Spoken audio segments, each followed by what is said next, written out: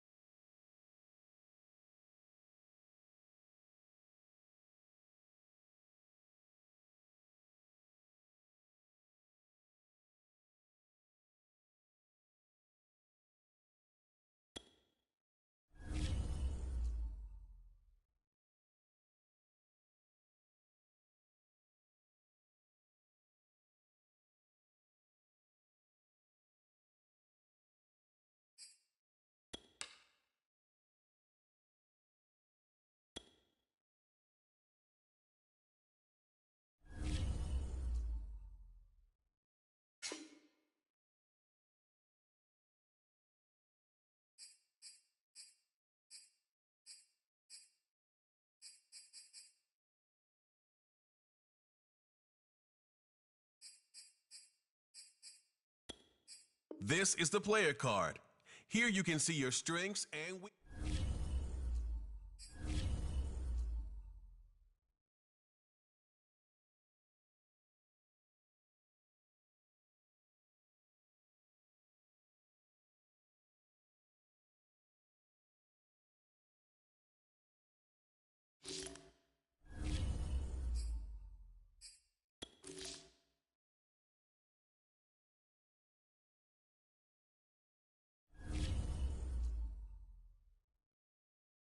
Choose the team you want to start your franchise with.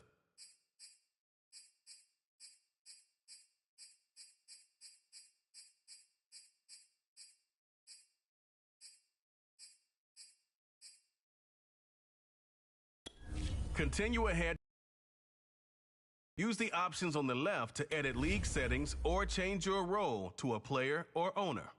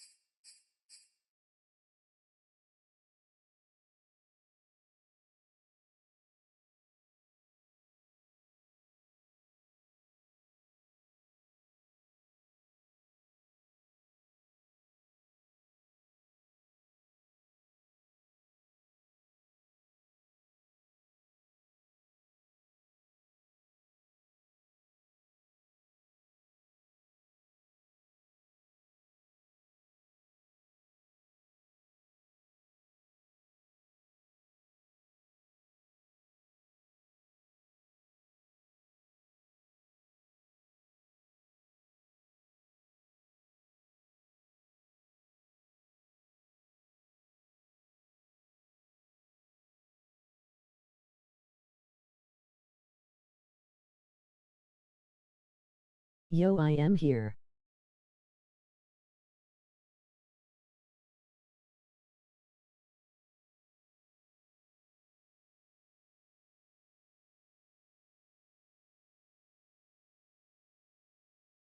WSG. ONG.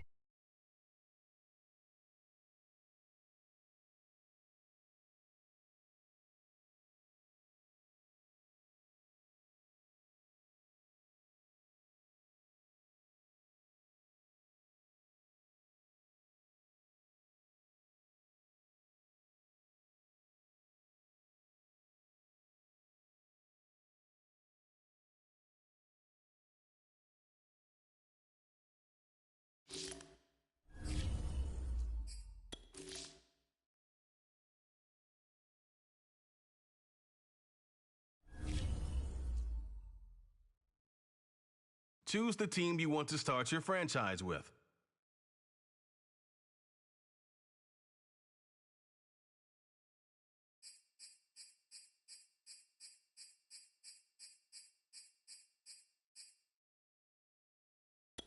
Continue ahead to begin your franchise. Use the options on the left to edit league settings or change your role to a player or owner.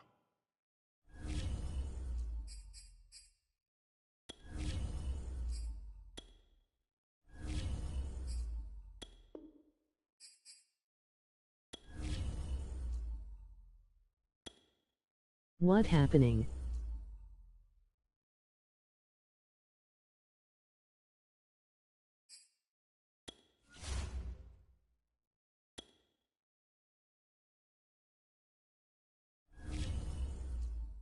Nothing.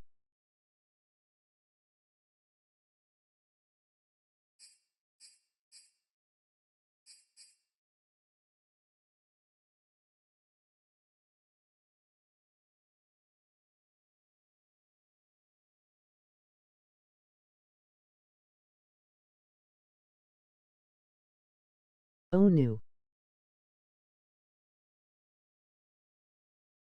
You went the wrong team.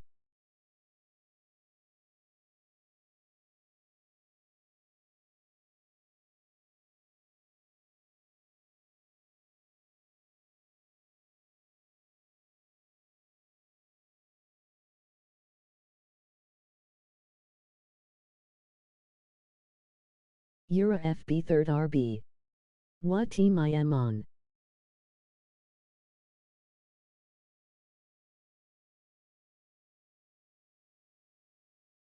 New.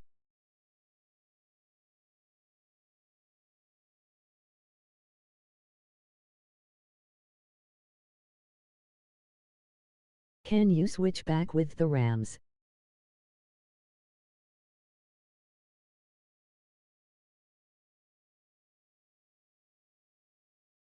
This is the Rams. Emoji skull and crossbones, emoji skull.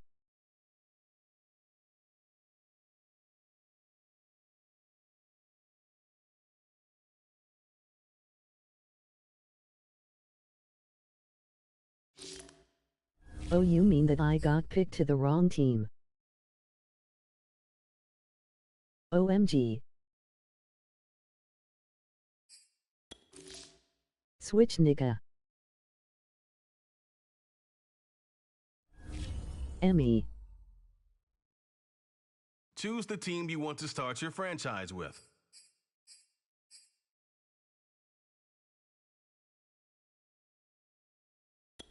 Continue ahead to begin your franchise. Use the options on the left to edit league settings or change your role to a player or owner.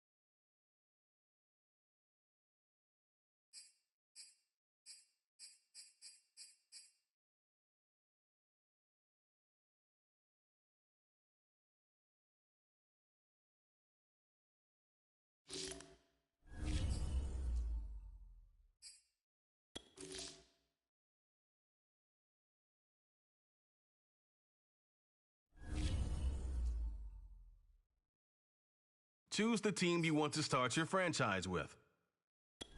Continue ahead to begin your franchise. Use the options on the left to edit league settings or change your role to a player or owner.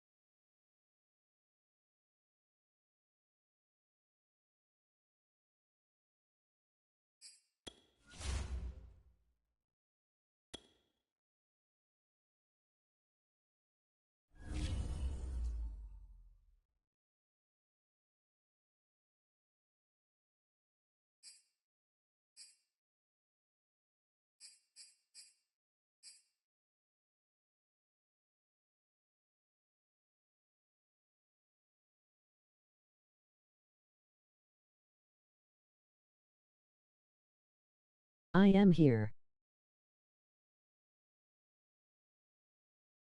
Hi.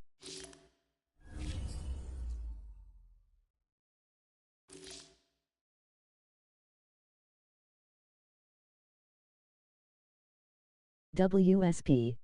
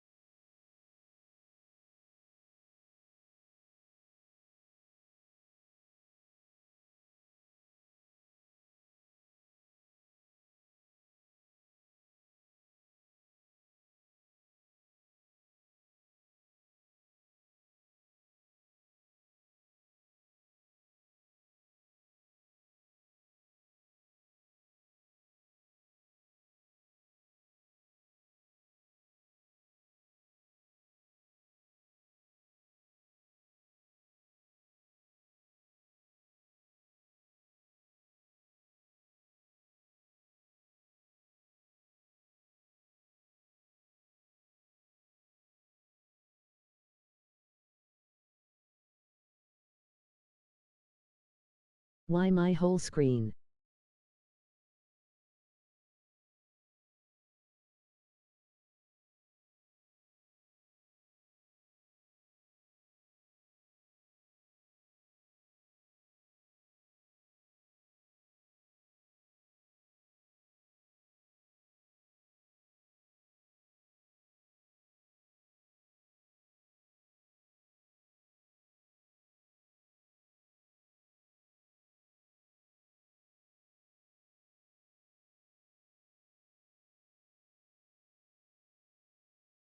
Versatile Paint Beast.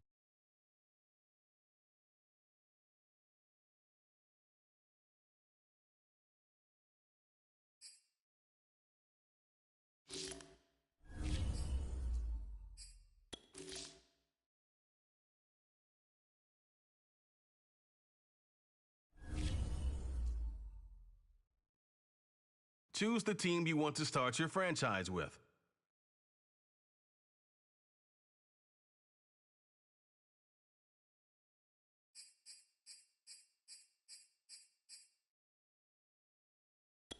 Continue ahead to begin your franchise.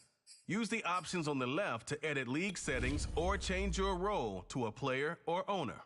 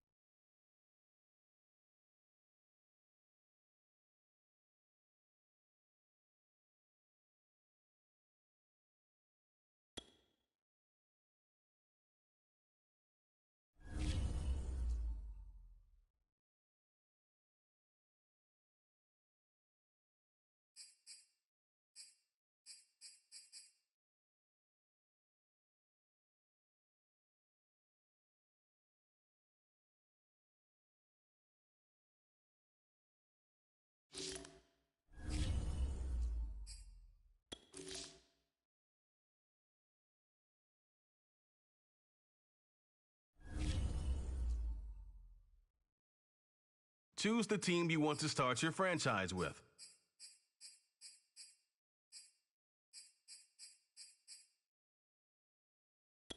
Continue ahead to begin your franchise. Use the options on the left to edit league settings or change your role to a player or owner.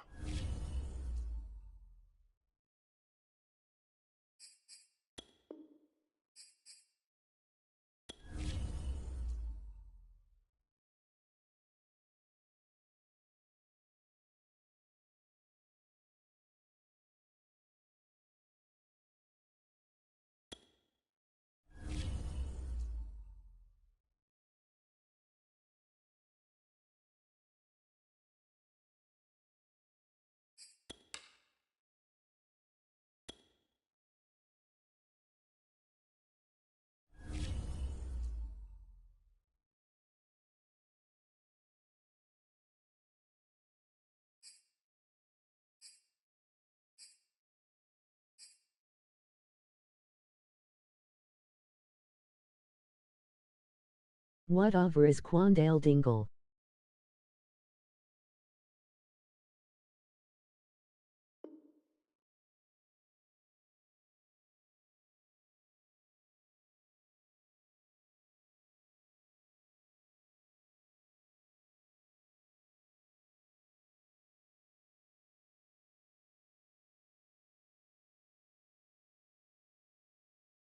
Eight five.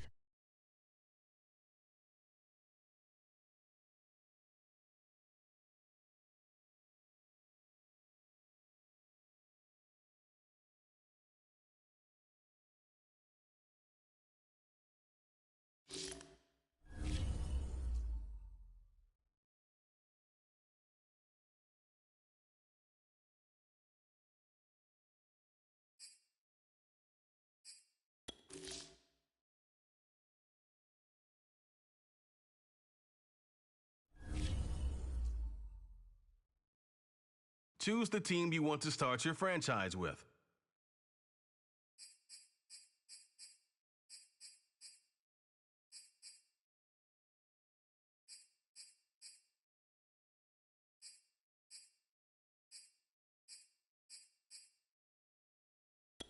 Continue ahead to begin your franchise. Use the options on the left to edit league settings or change your role to a player or owner.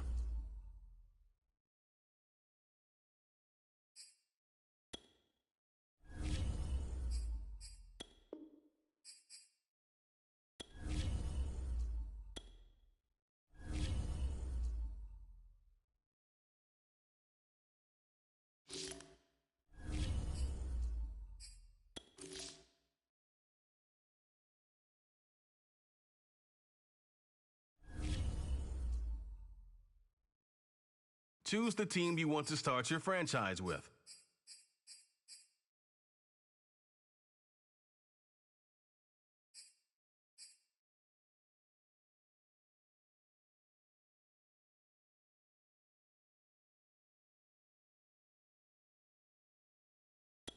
Continue ahead to begin your franchise.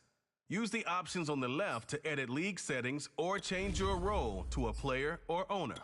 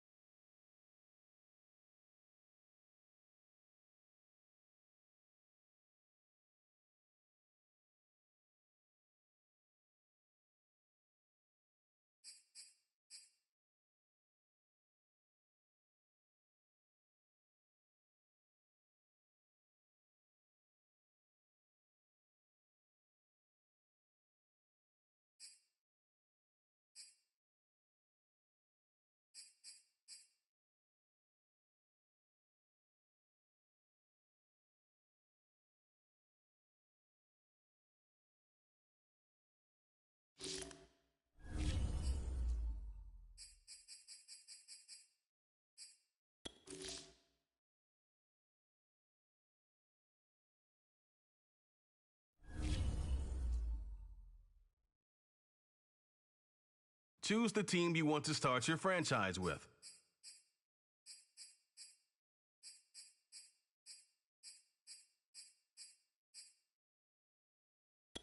Continue ahead to begin your franchise. Use the options on the left to edit league settings or change your role to a player or owner.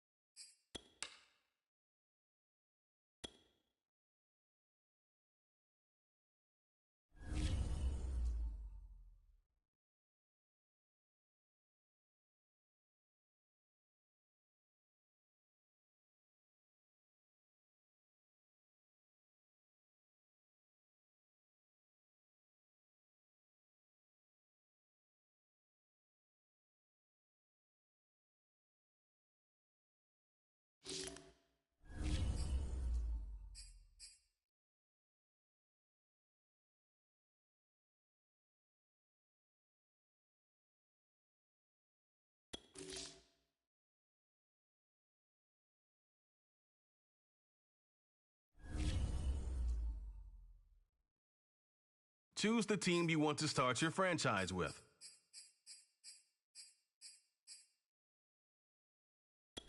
Continue ahead to begin your franchise. Use the options on the left to edit league settings or change your role to a player or owner.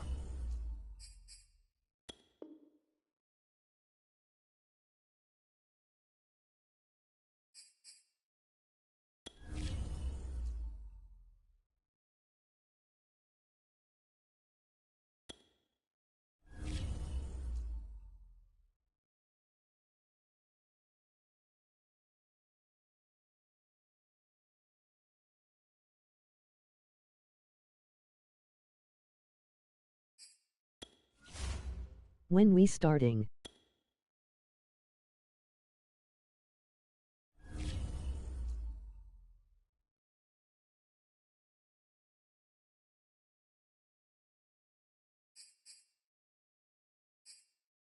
RN.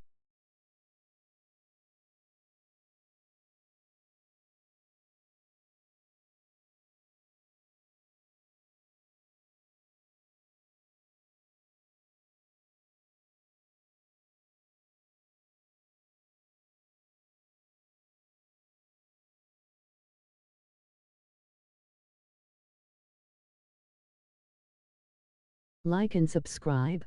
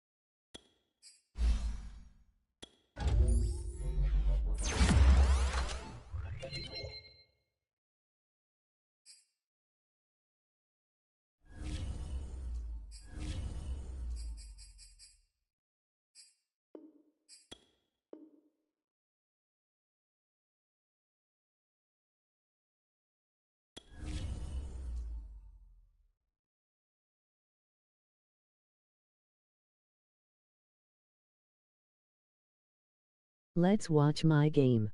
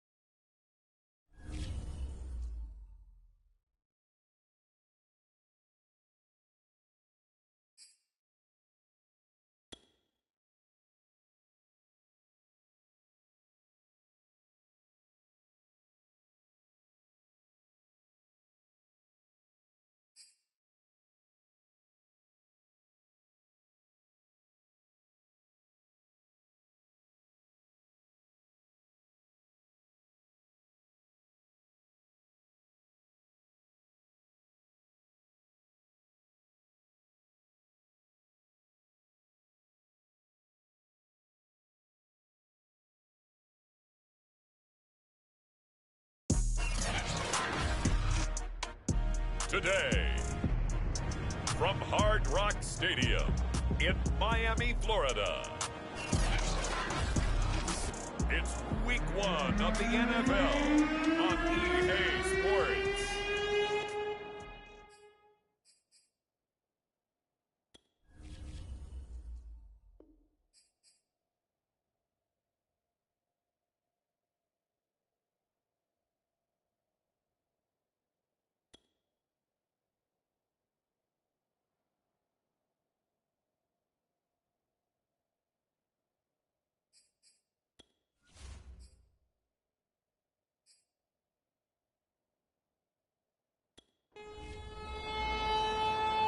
Here's Jason Sanders now to get this one started. And we are underway from Hard Rock Stadium.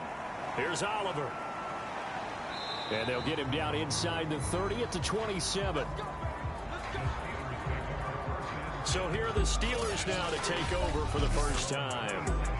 And they'll be led out by their mobile quarterback, standing 6'4". It's Colin Kaepernick. It's so difficult to prepare and try to defend Colin Kaepernick, and not just because of the physical skills they're always on display, whether it's throwing the ball downfield or running with the ball as well.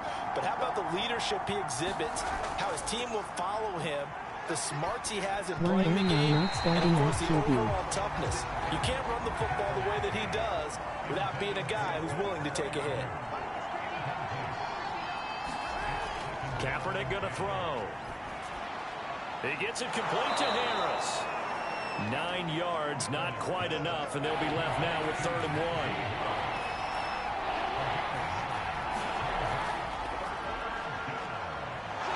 And he's got the first before he's brought down at the 39-yard line. Defense had a chance to get off the field here on the opening drive, couldn't do it. I know that we go into these meetings with coaches, and sometimes maybe we can get, a little bit numb because they're always going to talk about how important 3rd down is, aren't they? Offense and defense. In this case, one capitalized, and the other, as you said, had a chance to get off the field and didn't get it done. So from the 39 now, they'll come up on a 1st and 10.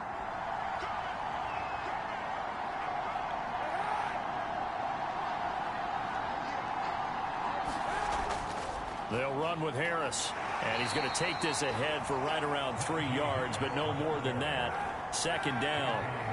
The last run got 3. Now here's 2nd and 7. To throw, it's Kaepernick. That ball caught by the former Toledo Rocket, Deontay Johnson. And he's got another 1st down as he's brought down at the Dolphins' 41-yard line. But I think when they look at their offense, they think to themselves, weapons everywhere, and they want to move the ball around. They want to spread it to different people. But you absolutely know they want to get this man involved as well, and that's what they just did on that play. So now 1st and 10 as they've crossed into Miami territory at the 41. Now a 1st down carry for Harris. And this one's going to go the wrong way. Losing yardage back at the 42. They'll lose a yard there, and it's 2nd and 11. With his size, he's a tough man to bring down, but they do a nice job there stopping his progress and not allowing him to get back to the line of scrimmage.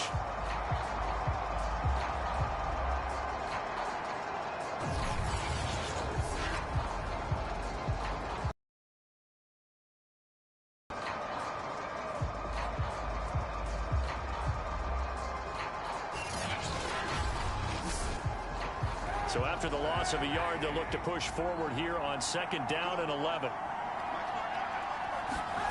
Working from the gun, it's Kaepernick. This is Chase Claypool on the receiving end. And he's got another first down as he's brought down at the Dolphins' 28. On the give, this is Harris. And he'll be taken down just shy of the red zone at the 21. Ahead of the chains now, 2nd and 2. Kaepernick now to throw. Johnson's got it complete. And they'll get this down to the 10. 1st and goal, a good chance for our first touchdown of the new season. To throw is Kaepernick. That is caught. It's Juju for the Steeler touchdown. 10 yards on the touchdown pass. And the Steelers are on the board here first in the season opener. A long opening drive, but a very successful opening drive. We call that methodical, I guess, when it takes that many plays. Methodical and almost like a boxing match where you're hitting them with body blows. They can withstand them here. Look, they gave up the touchdown, but you don't feel like a knockout is there. But they keep doing that in the 4th quarter. That's when the knockout occurs. And it becomes tough for that defense if they're on the field that long. We'll see if they can continue that in future drives. From the 6. And they will wrangle it down a couple yards shy of the 30. The Dolphins take the field with Tua Tagovailoa, their quarterback from Alabama, at the helm. And for all the collegiate success he had, highest passer efficiency rating by a mile, he's a guy who's had his share of detractors at the professional level. But I do like his poise, I do like his moxie, and I love his accuracy. Tua and the Dolphins now with a 1st and 10 at their own 28-yard line. Throwing now is Tagovailoa. Dancing to his left. And past the 40 before he's out of bounds. Man, defensively, that hurts. They got him out of his rhythm. They had him hemmed in, but somehow he was able to tuck it away and get away for a gain. One play has him up past the 40 already, and another 1st and 10.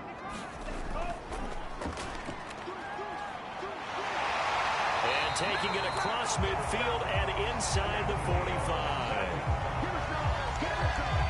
Well, no slow start here. A couple nice chunk plays back-to-back. I love the momentum that they're showing here early because they did it both ways, right? Threw the ball on 1st down for a nice chunk of yardage. Came right back and ran the ball. Looks like they've got the defense set back on their heels. Let's see if they can keep this moving.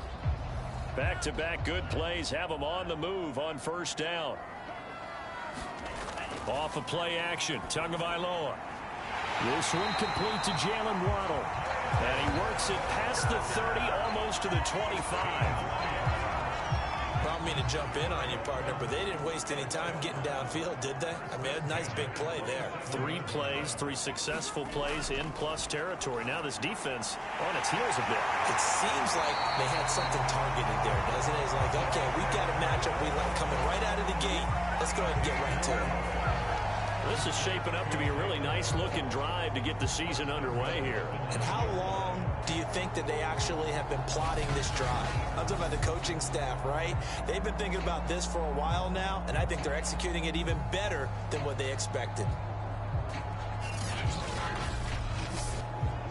2 big plays in succession. Not sure this D knows what hit him, but now they got to get ready. It's 1st and goal.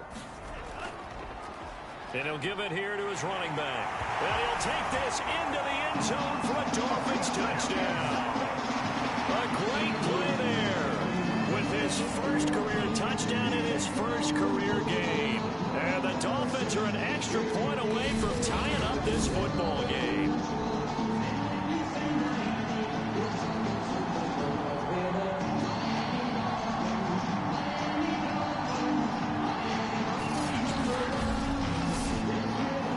Sanders now for the extra point.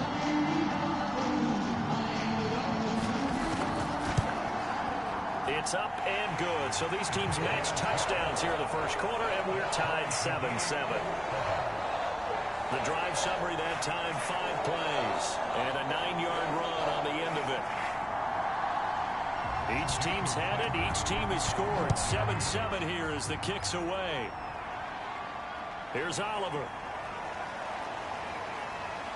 And a good return as he'll be stopped just shy of the 30-yard line. So Pittsburgh retakes the field for their second offensive possession. They were successful last time finding the end zone on their opening drive of the season, and they'll get another shot here with a 1st and 10.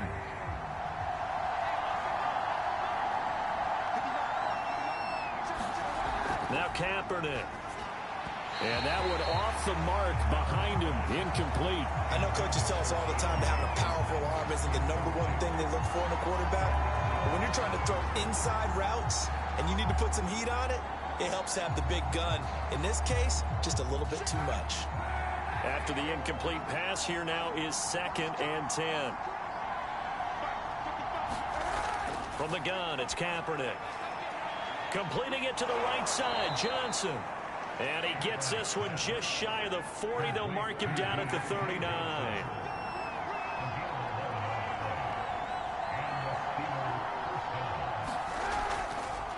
They'll run on 1st down. It's Harris. And not a lot of daylight. Not really any daylight inside as he's going to be stopped right at the line of scrimmage. Brings up 2nd down. Steeler football here to begin quarter number 2. As they've got it with a 2nd and 10.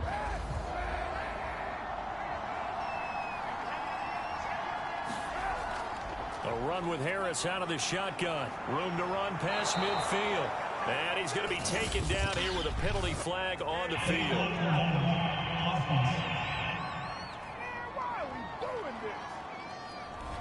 So this will be accepted as it moves the offense backwards. On play action, it's Kaepernick.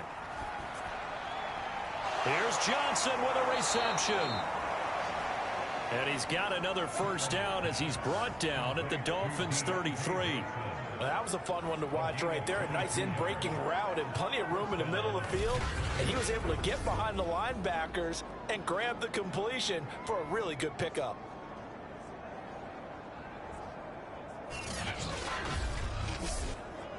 So now 1st and 10 as they've crossed into Miami territory down at the 33. Here's Kaepernick. Flush to his right. And he'll avoid the tackle there with a slide. Kaepernick was looking to throw, but then it became decision time. And when he saw they had room to run, he made the right decision to pull it down there, and he winds up picking up the 1st down. On 1st and 10, here's Kaepernick. Able to hit his target, Claypool. 7 yards the pick up there.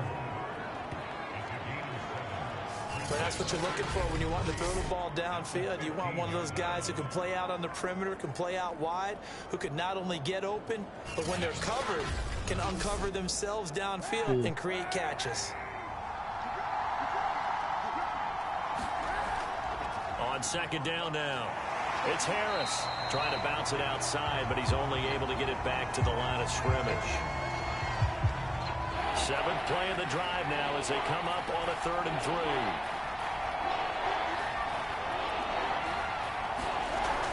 Trying to pick it up on the ground with Harris. And he gets the 1st down yardage before he's brought down just outside the 10 at the 11. We all love to have a home run hitter in the backfield. Guy can take it the distance. But a short yardage, trying to pick up 1st downs, that big guy, always a nice luxury to have, isn't he? Kaepernick now on 1st down.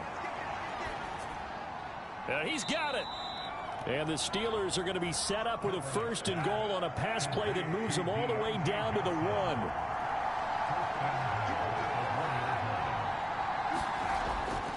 Harris. And he's into the end zone. Touchdown, Steelers. Najee Harris punching it in from a yard away. And the Steelers have taken the lead. Well, nothing fancy there, Charles. You had 3 tight ends on the field. They were going to run the football. The defense knew it, but the defense couldn't stop them. And I haven't met an offensive line yet that doesn't get more satisfaction out of running the football into the end zone than pass protecting. They had determination on their side, and they got it done. Boswell now to kick it away after the touchdown. I am sad I am not starting.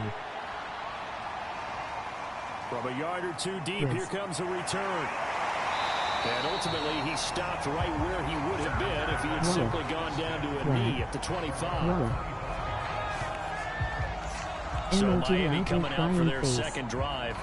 After the long touchdown drive we just saw, you wonder if maybe that's taken a little of the wind out of this offense's sails, because they had it going pretty good last time, too. Had to sit over there for a little while, didn't they? You know, they were eager, amped up to get back on the field after just scoring, hoping to get the ball back quickly. That didn't happen, so I'd say come out, just kind of get started again. You know, it doesn't have to be anything dramatic. Just get moving, get loose, and get it downfield. They run the counter now on first down. Nowhere to go that time. He maybe got a yard up to the 40. Well done to sniff that out defensively. He had it diagnosed pretty quickly. I love that description because diagnosed is perfect on that one. Read his keys, made the play, and he couldn't even get going moving the football. That catch good for 5. It's third down. Completion was given up, but that's why you play zone defense, so that you can have people around the ball when it's caught, and you don't give up much run after the catch.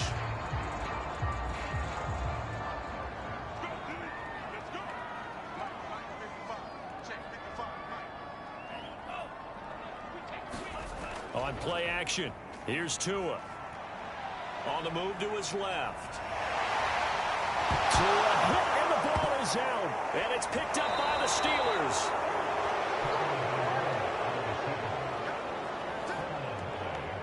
Good job starting on that scramble. Had his eyes on that first down marker, CD, but lost the most important thing, the football. Yeah, wasn't quite there. Focused solely on getting to the first down marker. Forgot to cover up and take care of the ball. And just no chance of turning the corner. He can only get back to the line of scrimmage. 2nd and 10 coming up. Tackled that time by Jerome Baker out of Ohio State. A reminder, coming up at halftime, we'll send you up to Orlando. Jonathan Coachman is there, and he'll have stats and scores from a busy Sunday in the NFL. Now a pass that's taken in by Smith-Schuster. And able to break one tackle, but then quickly brought down. But a nice little gain. 9 yards, not quite enough, and they'll be left now with 3rd and 1. That was a nicely run slant route, and what the receiver's trying to do is make the defender think he's going upfield for a deeper route, and then breaks it off, usually after about 3 to 4 steps, and cuts towards the middle of the field. And now what he's trying to do is use his body to keep the defender away from the football and give the quarterback a really nice target. Being chased out left. Oh, big hole left side. And he is out of bounds, but first he gets it inside the 10 to the 7. 16 yards there, 2 straight plays of 16 yards and another first down. Well, that was man coverage. So once he decides to run with the football, there's no one to account for him, and he turns it into a nice gain. 2 big plays in succession. Not sure this D knows what hit him, but now they got to get ready. It's 1st and goal. Here's Kaepernick to throw. Looking left side, and he's got a man. That's Harris. The 6-yard line, the line of scrimmage on 2nd and goal. To throw, Kaepernick. To the goal line, but it's incomplete. A big play if you think about it right now in this season opener. It's 3rd and goal. Now Kaepernick toward the end zone, but that's going to wind up incomplete. Now Chris Boswell for the Steelers field goal try. Oh, look at this. A flip to the kicker. He's going to try to run for it. They pass up the 3, fake it. It doesn't work. And the Dolphins defense is able to hold.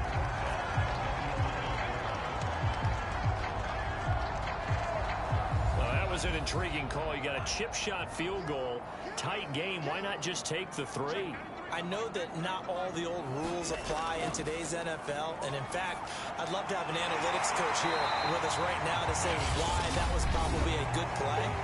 I don't know that the analytics coach would have said that. That seemed like a bad play. Take the points there and move on. To throw again on second down, Tua. And they'll get him down here at the 23. Stardusy. The Dolphins going to take their second timeout as they'll stop it with 40 seconds remaining in this first half. Now he'll dump it underneath to his running back, complete. And they'll get him down after a pickup of 8, 2nd and 2. From the 31, Tua over the middle. He's got Gesicki, the big 6'5" tight end. Now the Dolphins will use the last of their timeouts as they'll stop it with 17 seconds to go in this first half of action. Tua's throw here taken in by Gesicki. And he'll go out of bounds, it looks like, right at the 40. A gain of 3 last play. This time they double it and pick up 6. Looking to throw again on second down. Tua going deep here for Parker. And that will be incomplete. Trying to dial up the long one way out there, but it'll be third down.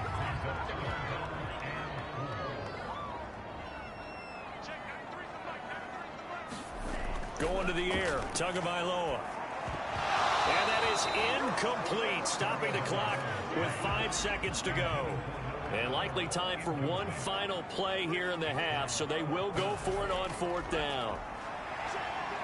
He's going to loft one deep over the middle.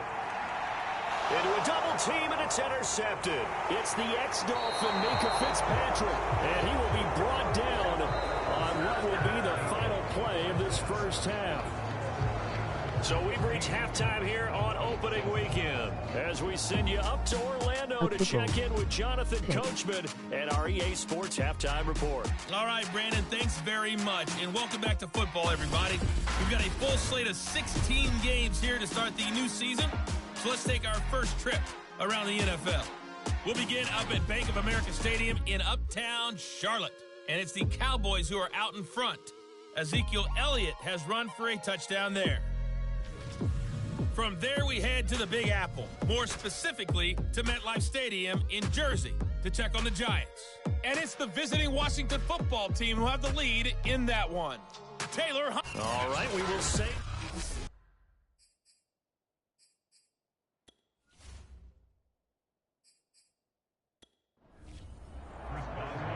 We'll see if week 1 fatigue becomes any kind of a factor as we are back underway in the second half.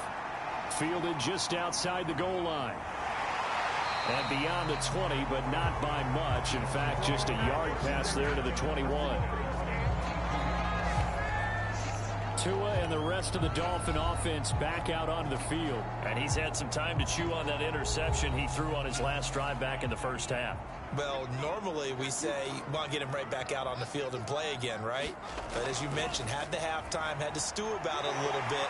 Maybe he'll have a chance to relax a little and kind of laugh and chuckle and let it go. He'll hope to respond positively here to start the third quarter. Second down at 4.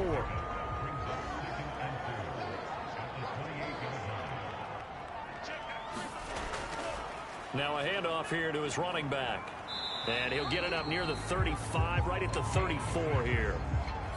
From the 34 now, here's 1st and 10. Going to give this time to the tailback. And able to use his blockers to get this up over the 40.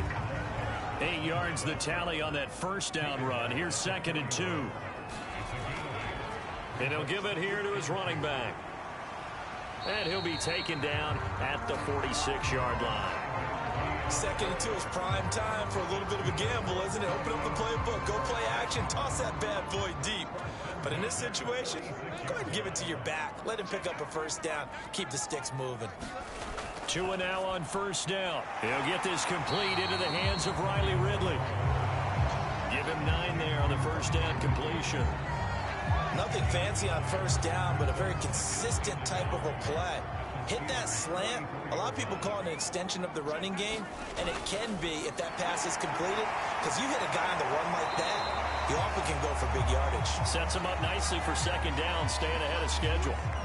Now after the running play, we've got a man down on the field. Hate to see this. Week 1 of the season. We'll be back. Right back to him on first down. And he's going to take this ahead for right around 3 yards, but no more than that. Second down. 3 yards on that last carry. Here's 2nd and 7. Now a handoff here to his running back. And he'll be brought down at the 27-yard line.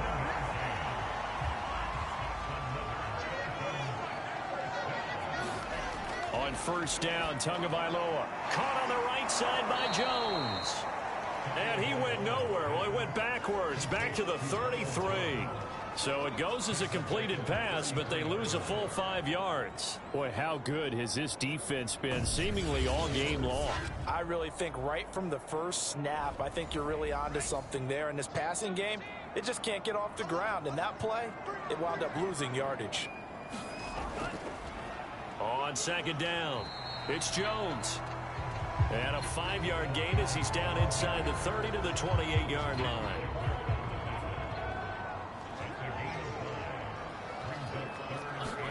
Throwing is Tagovailoa on third down here.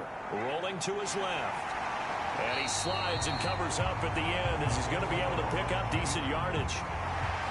So fourth down, Tua departs, and on is Jason Sanders and the Dolphin field goal unit.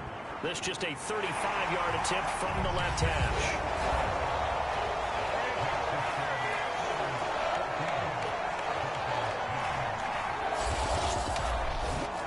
So a decent drive there to start the third quarter. They only salvaged 3 out of it, but they inch a bit closer. Yeah, but still lots of time to go in this one. That's why you hear that clapping on the sidelines, right? Hey, got some points. As you said, inching their way back in.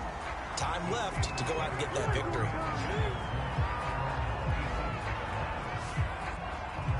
Time for the Steelers offense now to get set for their first possession of half number 2. Throwing on first down is Kaepernick. A throw left side, caught by the tight end Freiermuth. And able to break one tackle, but then quickly brought down. But a nice little gain. Shotgun snap now for Kaepernick. Here's Freiermuth again. Under a minute to go in this third quarter as they come up 1st and 10. That was a route run not just with dexterity, but with intelligence. Found the hole in the zone, made sure the quarterback saw him, and was able to make the sure catch and flip the down marker back to 1. To throw, Kaepernick. The Dolphins get there this time, and they bring him down. Raekwon Davis able to put it into that play, and in so doing, puts an end to this third quarter. We are through 3 quarters here on NFL Kickoff Weekend. We'll return with more after this. You're watching the NFL on EA Sports.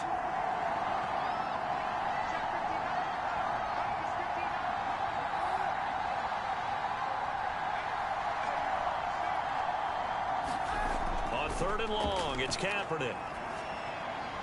And that is incomplete. Critical play in this football game, because if they pick up the first there, that clock keeps rolling. Has to be a little frustrating for them because they know that they pick up a first down there and continue to eat away at the clock, really increases their chances of closing this one out. Now they're likely going to have to give the football up and sweat it out on the sideline.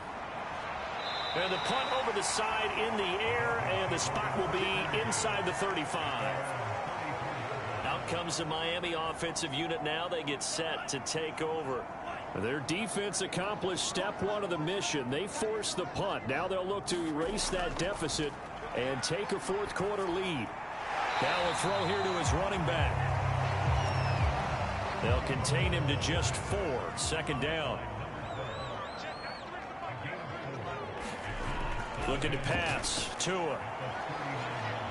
Steps away, and he's going to have to eat this one as down he goes. Cam Hayward, always a force, got back there for the sack. So now after the sack, Tua and the Dolphins staring at a 3rd and long. Here's Tagovailoa to throw. And a dangerous throw there as that's knocked down and incomplete. Here's Sam Martin now as he's on to punt for the first time this afternoon.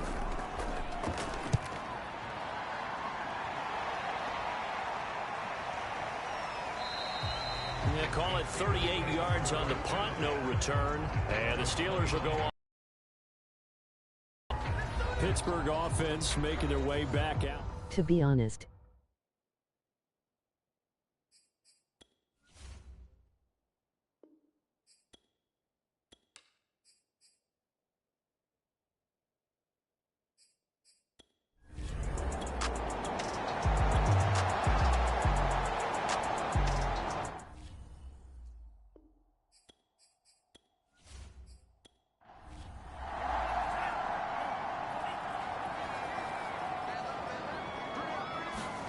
Here's Tua.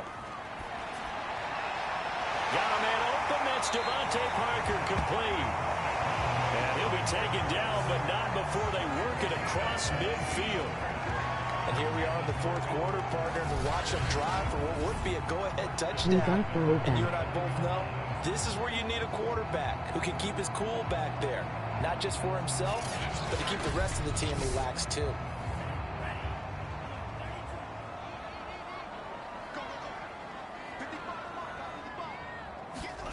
Setting to throw on first down is Tua. And he's corralled, but not before getting it inside the 35. Well, we can talk about it like it's just a basic route, but how about the timing on this one? Lined up on the right, runs a deep in route, and how about the throw? Right on the money. Bam, puts it right in there and on his hands. Nice completion, really good pickup. And he gets it down to the 32. A good rally to the football keeps him to only a yard, and it's second down. Tua to throw again. They'll roll him out right. Finding room to the 20. Oh, no, he lost the football. And it's picked up by the Steelers. Obviously, you got to hold on to the football, but I've got to give credit to the defense there. Good job of knocking it free. Yeah, because a lot of the time we just blame the offensive players for not taking care of it. How about the effort of the defensive players knowing that guys are going to, and if they're good, anticipate the contact coming and try and cover up the football. And they still find ways to knock it free. They'll start on the ground with Harris. And he will take this up to about the 8-yard line. Just a yard on the pickup there, and it'll bring up a 2nd and 9.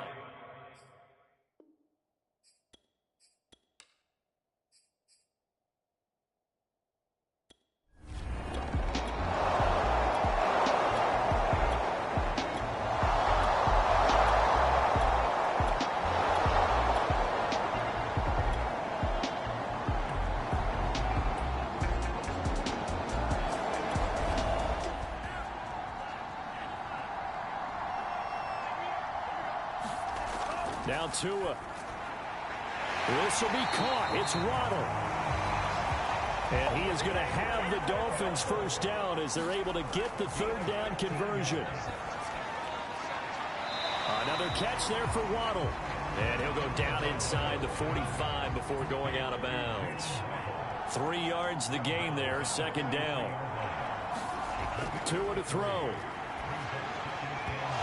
And that'll be incomplete. So he's unable to complete it there, and just not the game that you would expect from him. He's been off the mark really start to finish. Yeah, it makes you wonder what exactly is going on. Is he a little bit dinged up here, or is he just off just by a bit? Maybe he can get it back in this situation. He'll need to. And now on third down, they'll need to get it to the 36 to pick up the first. Tagovailoa. Airing it out, looking for Ridley. Oh, that's into a sea of bodies, and it's intercepted. It's the ex-Dolphin, Minka Fitzpatrick. And the Steelers have just about sewn up this football game.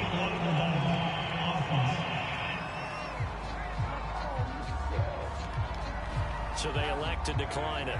And why not? Just go ahead and let the play stand, and they'll take that. They go down to a knee, and the new campaign off to a good start. It's a win here in Week 1.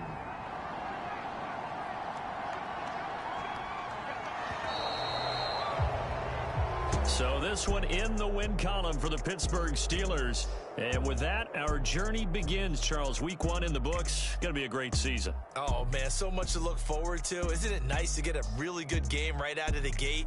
Preseason behind us. All these games count now, don't they? Yeah, this is the exciting time with just 1 week gone and plenty of weeks to come.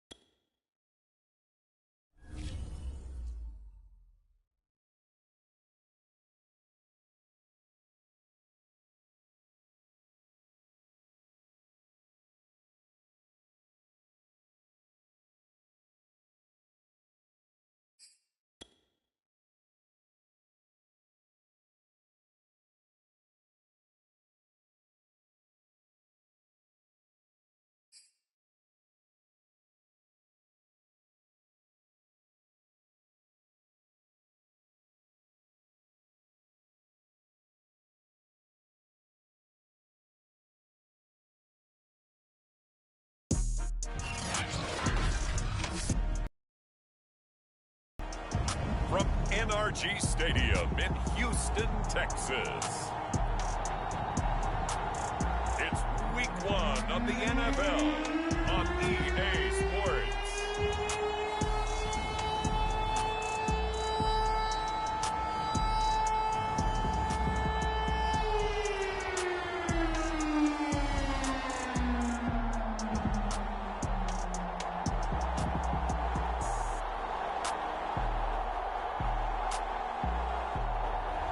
It's the Houston Texans taking on the Denver Broncos. From the stadium that hosted Super Bowl 51 back in 2017, we are inside NRG Stadium in Houston. They do it big here in Houston, and a second ago it was a Texas-sized welcome for their hometown guys. They're fired up and ready to go as they get set to match up with the Denver Broncos.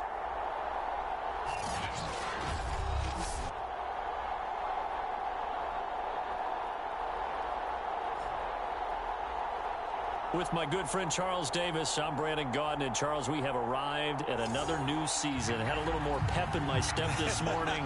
I know you did as well. Here we go. Yeah, when you went out for your 5-mile jog, you were flying. You did it in record time because you were psyched up about this game.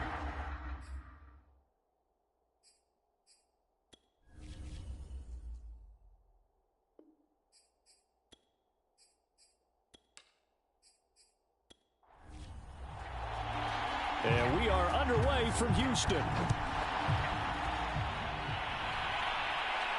Returnable here for Davis. And able to take it past the 25 and up to the 28-yard line. The Texans offense going to go to work, and it is Deshaun Watson at quarterback. And he's exactly the man you want in control of your offense. Excellent arm, good zip on the ball, not afraid to use his legs when he needs to. And what he's excelled at doing is making plays when the first read isn't available or when the pressure's about to get to him.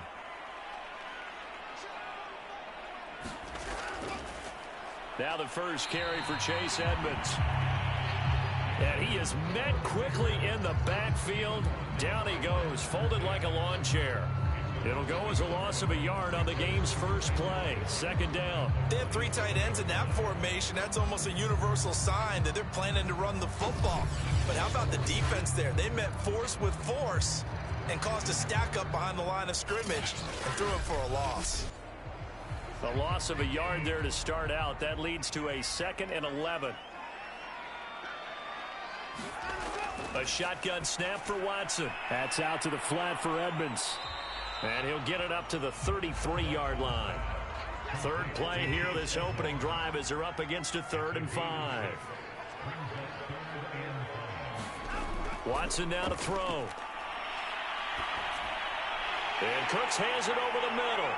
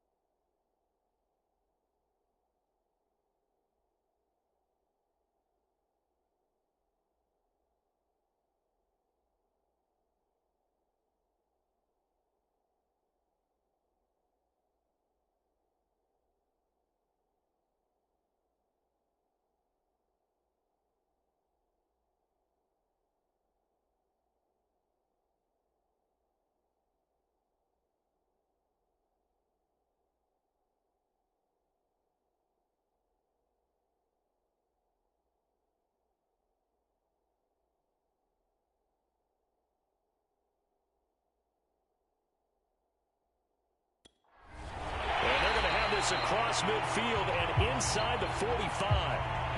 Now whistles come in. We're going to get a timeout here by the offense. So as they take it over, we step aside.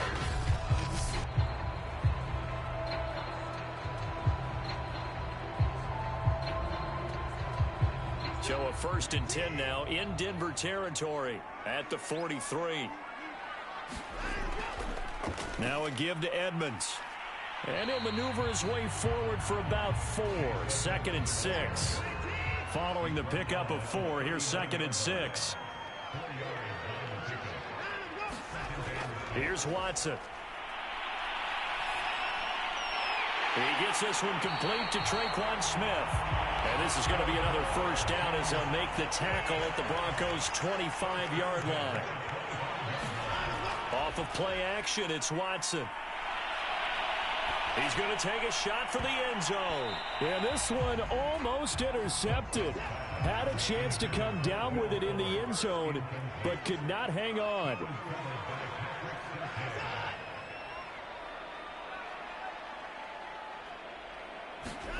To throw once more on 2nd and 10.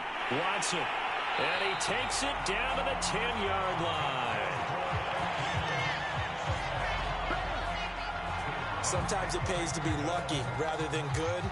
That was not even the intended receiver on that pass. But still able to haul it in for the reception.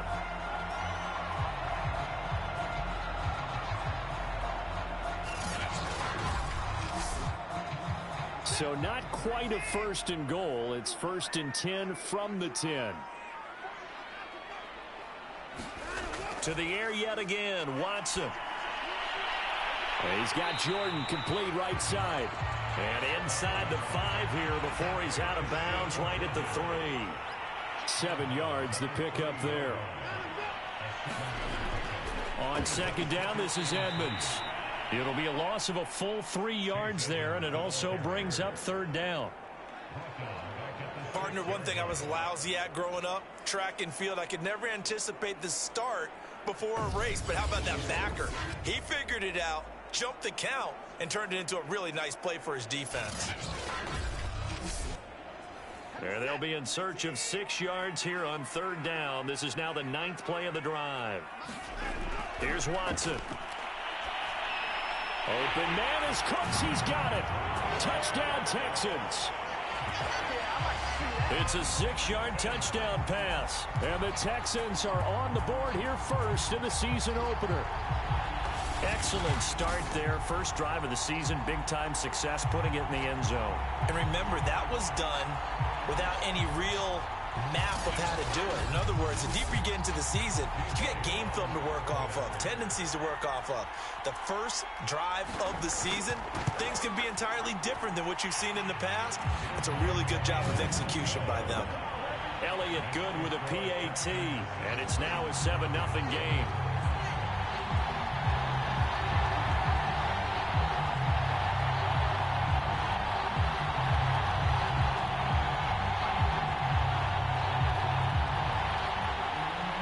After the touchdown, here's Elliott on to kick it away.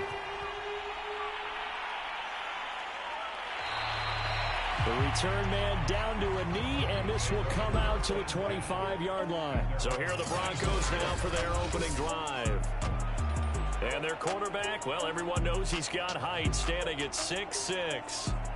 What I enjoyed this week is that you asked to talk to his offensive center before the game and find out a little bit more about him and what the relationship is. And that was a pretty positive story, wasn't it? Yeah, and really what I took away from that is just how it has permeated throughout the entire offensive line, the relationship they've had. It's really a group that's in sync. They care about him. That's the thing. They really care. And when you care that much, you're going to play that much harder for him and give him a better chance to lead the team to wins. Maybe I'm wrong, but it looked like even if he had opted to keep that, I don't think there was going to be much to gain. Seemed like it was perfectly defense. You know what they say?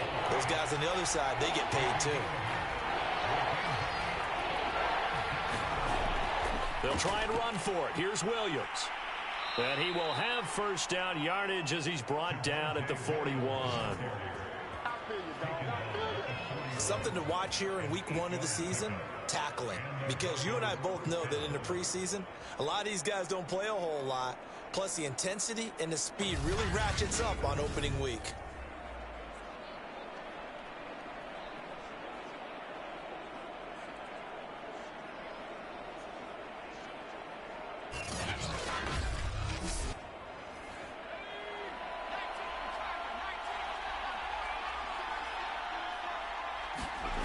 They'll look to throw now on first down.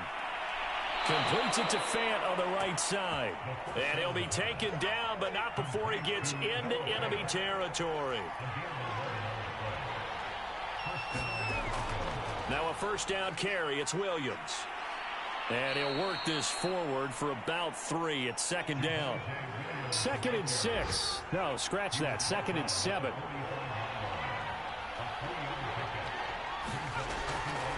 They try the left side here with Williams. And he gets it inside the 35 and just shy of the 30. Coming in, he really liked his chance of having a big year based on a terrific offseason. And runs like that on opening weekend show that he's right.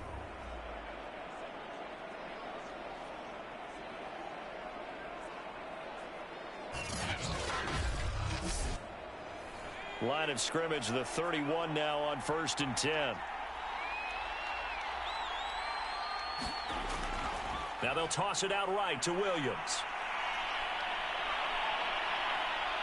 And he's going to be brought down on what will be the final play of this first quarter. After one, 7-0 on EA Sports.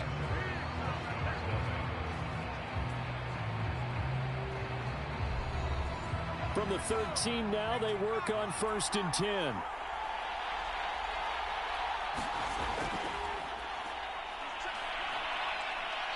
And they corral him just a couple yards shy of the end zone.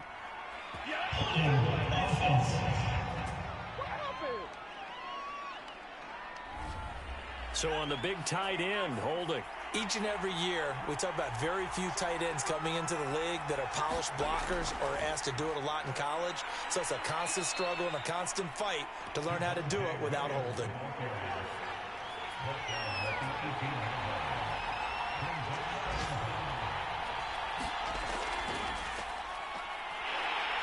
And he is met in his tracks behind the line of scrimmage. They lose 2 on that last play, so things get even tougher. 3rd and long coming up. That was well played there defensively. 2 tight ends in the formation, which essentially gave them 7 blockers up front. Hard to imagine with all that size and beef that they could let a tackler through. But that's exactly what happened. A loss resulted.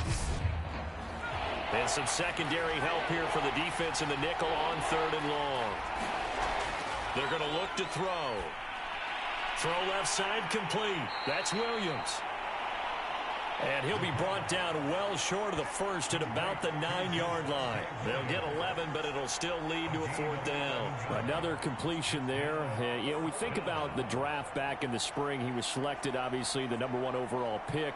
There's great money with that, but, Charles, I would think maybe an extra burden, too, or is that not that big of a deal at all? It actually is in the beginning of his career an added burden, but it's one of those things that if you play well, it becomes something that justifies why you were taken #1. You're fine with that. If you don't play well, it can be an albatross. Here's Matthew McCrane now for the field goal try. From the left hash, should be a fairly easy one here. McCrane able to knock this one through. And they are on the board, but still trailing. It's 7-3.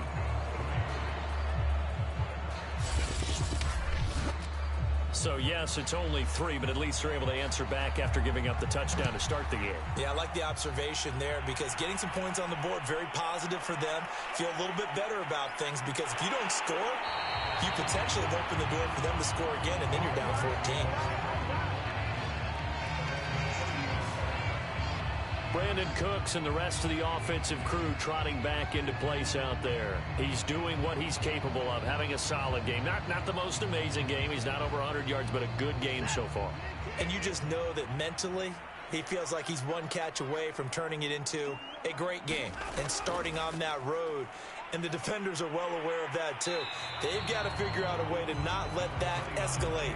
Keep him right in this zone here and call it a day, because otherwise he can really decimate them. Better believe they are well aware of his playmaking ability.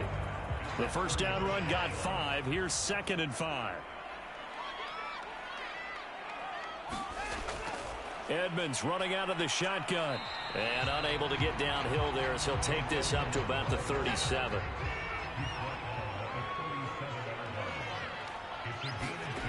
Watson on 3rd down. And that is knocked away in the middle of the field and incomplete. On 4th down, J.K. Scott ready to punt it away.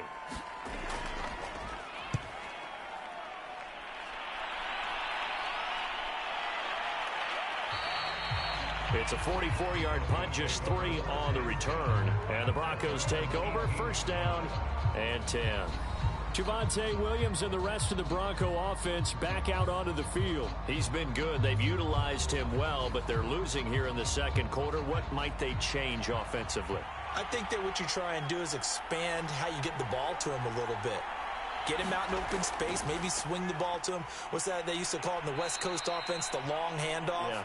Serve as your running play that way, as well as continue to feed him the football. Some of these runs now may pop bigger later in the game because of the effects of running it. Sometimes people, after a while, they don't want to tackle him anymore, or they get tired, or they get out of position, or he runs through tackles. Continue to feed him the ball. He's having that kind of game. Yeah, might they get him the ball in some space? Williams going to get it again on 2nd down. And he's able to get out to the 32, brought down there. From the 32 now, here's 1st and 10. From the gun, it's a run for Williams. And down he goes just beyond the 35, but that pretty move got him some extra space to run. After the pickup of 5, here's 2nd and 5. Now they'll switch it up here and look to throw. And he's going to go down. The Texans come at him and able to bring him to the ground. Charles Harris. Credit him with a sack, and it goes as a loss of 6. Well, they sent him on the blitz from that linebacker spot, and boy, he got there quickly. He certainly did, and obviously he could have used a block from his running back, but I think you nailed it right there. The defender got into the backfield so fast, it was hard for anyone to react. The Texans here on 3rd down, putting an extra defender in the secondary. They'll drop to throw.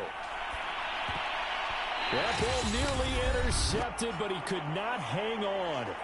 Oh, pick there certainly would have been nice. Instead, at least it'll be 4th down. The Broncos send out their punter now. Desmond King back deep.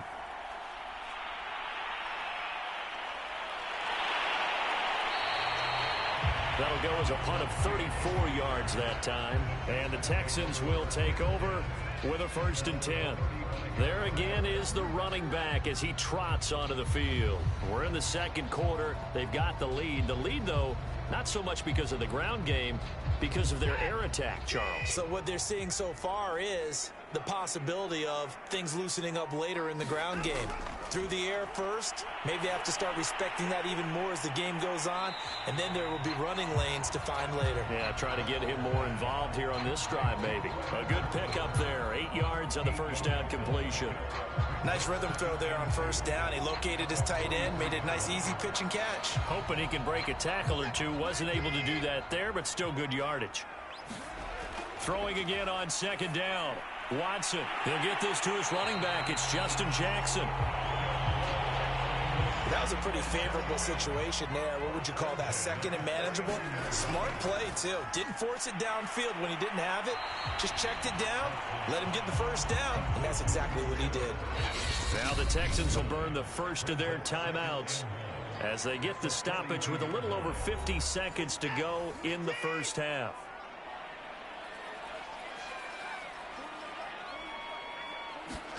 Watson looks to throw again. Edmonds a 1st down and more. And finally taken down at the 20-yard line. Now the Texans will use one of their 2 remaining timeouts as they'll stop it with just over 40 seconds to go in the 1st half. From the red zone now, Watson. To the goal line, but it's incomplete.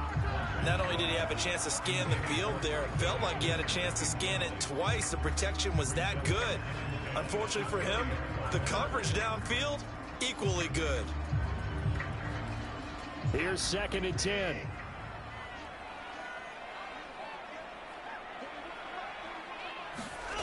Throwing again is Watson. That's into a crowd and intercepted. Picked up by Alexander Johnson. And the Broncos are going to get it back here just past the 35. Charles, not only is that an interception, it's one when you were really knocking on the door for a touchdown inside the red zone. You're actually thinking points. No matter what, at worst, you're thinking kicking a field goal and getting 3. We might look back on this in the second half and say, you remember when they didn't get points on that drive? This could cost them. The Broncos going to go on offense now late in this first half. And with good starting field position and 3 timeouts as well in their pocket, no reason not to try and put a late scoring drive together. He'll come out throwing here on 1st down. Looking left side, he's got it, complete. Now the Broncos are going to call the first of their timeouts as they'll stop the clock with 26 seconds to go until halftime. Now on 1st down, he'll drop to throw it. And that, incomplete. Daylight in front if he could have held on, but he didn't. So instead, it's 2nd down. He'll try again with the arm here on 2nd down. This one swung out to Williams. Now the Broncos going to use the second of their timeouts as they stop it with 16 seconds to go in half number 1.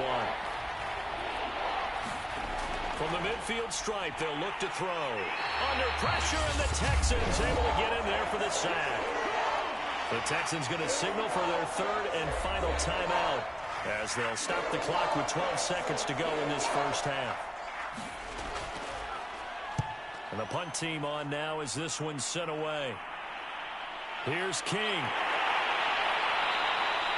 They'll score that a 36-yard punt, and there'll be time for maybe one final play before halftime. And with time running down, they go down to a knee.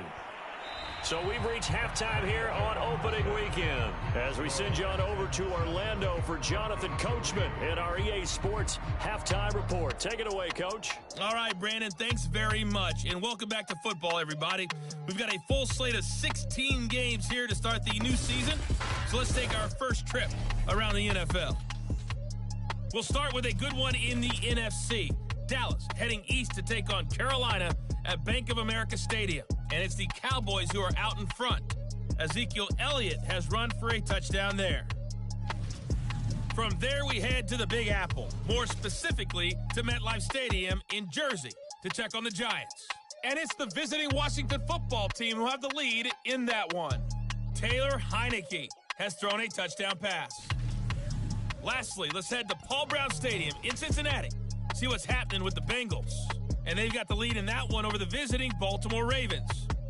All right, we will save the Week 1 highlights and apparently get right back to the action here in the 3rd.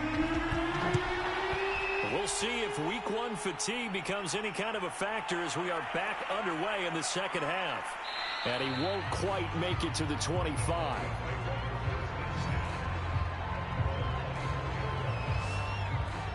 The Bronco offense ready to begin this 3rd quarter of play. And they do trail, but they have a chance to possess the football first to try and do something about it. And that certainly makes it something of an important drive for them, because is it going to win the game? No, but you have to do something to bring some life to your sideline. It was Anthony Averett who got him down.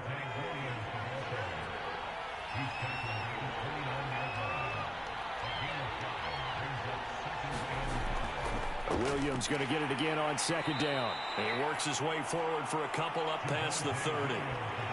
Ladies and gentlemen, that is a force of nature in the defensive tackle position. Yes, he's as big as they come, but still plenty agile. He's able to make a nice play there to swallow up the ball carrier. On 3rd and short, they'll try and pick it up through the air. Left side here, that's the tight end Fant. And he gets this up across the 35 before he's out of bounds. Line of scrimmage, the 37 on 1st and 10. Off the draw, here's Williams. And he is going to be stopped cold behind the line of scrimmage. 2 yards the loss, 2nd and 12. When a draw works, it can be a thing of beauty. But when it doesn't, oh, it can be ugly. And in this case, loss of yardage ugly. Now they contend with a 2nd and 12 after the loss.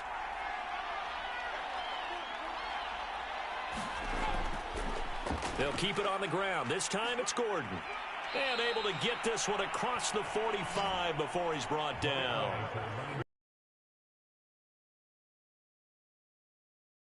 Legs, and he picked up the first down on that run. Don't just ask for him. Show him that you're supposed to get the football.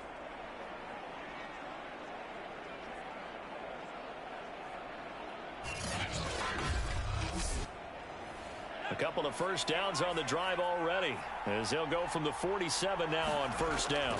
Gordon. And he'll work this forward for about 3 at 2nd down. And after getting tackled, he's still down and looking very slow to get up. Hate to see this. Week 1 of the season. We'll be back.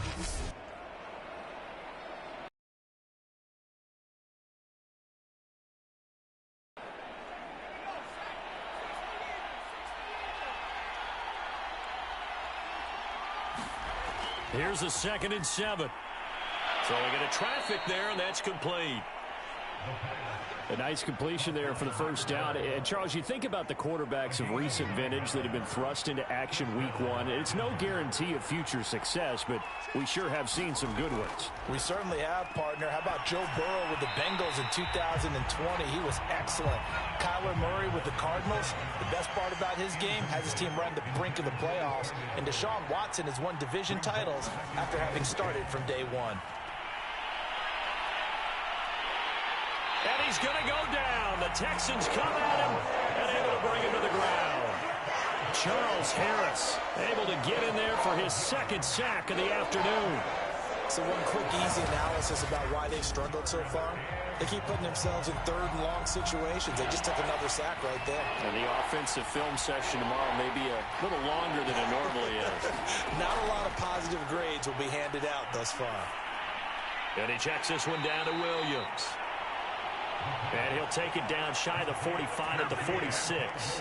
They do get 7 out of that, but not enough to prevent a 4th down. The Broncos send out their punter now, as he'll come on to kick this one away. And now a low liner. I think he mishit it. And this one goes angling out of bounds, and it will be spotted inside the 30-yard line. So here's the Texans offense now. They get set to start this 3rd quarter. And both of these defenses have been stifling these last few drives offensively. Just not able to get anything going. So what needs to change? I think a lot of the guys will go back and review, so to speak, because everyone has someone assigned to how did each play work. Okay, what did we use that kind of worked for us during this game? Try and get back to some of those plays, as well as the possibility of showing something you haven't shown already in this game and trying to change things up. We'll see if they take the advice of Mr. Davis. How about the timing on that one, where they were in sync, weren't they? 3-step drop, balls out of his hands, right to the tight end. Nice completion, just like they do it in practice. To throw again on 2nd down, Watson. That's caught left side by the tight end, Jordan.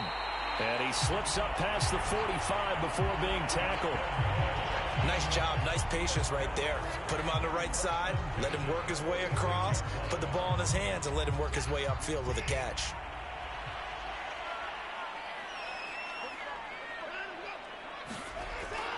They'll run on 1st down, Edmonds.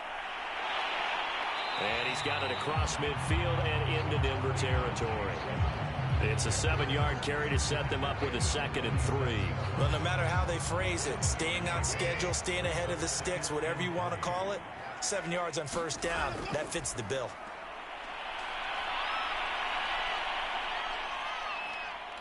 Now he's flushed out left. And Watson has enough for the 1st down yardage as he slides to the turf.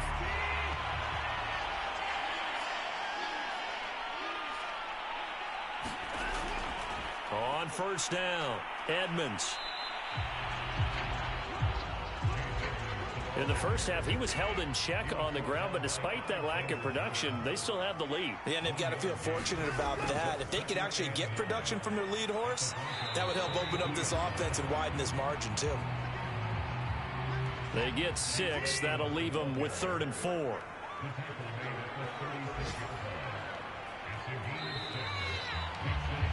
And that is going to do it for this third quarter of action.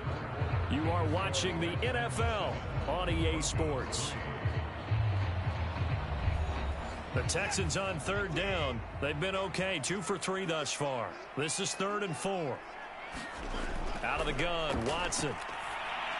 He'll get this underneath to Edmonds. And boy, he is very close to a first down, but from where they're spotting that football, he's going to be a foot or so short. Just for baseball, we call this small ball. Instead of pushing it downfield, they throw a short pass trying to pick up the first down, but the defense rallies to the football and stops him short, bringing up a 4th down. The offense here not budging. They're going to fight for it on 4th and inches. They'll go for it with Edmonds. And he's got the first as they'll bring him down at the 20.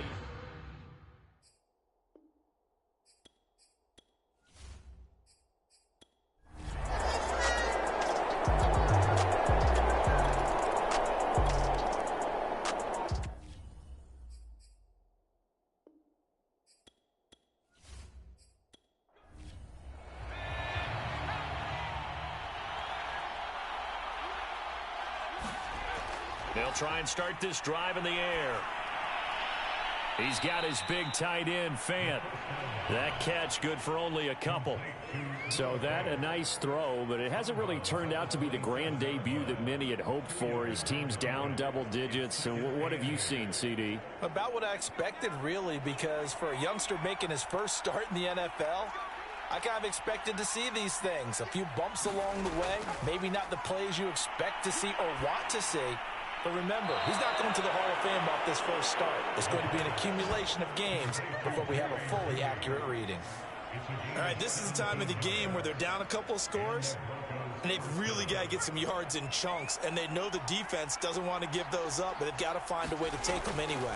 Now the question is, can they string a few of those together? And he fires one incomplete. Sutton was the man he was looking for.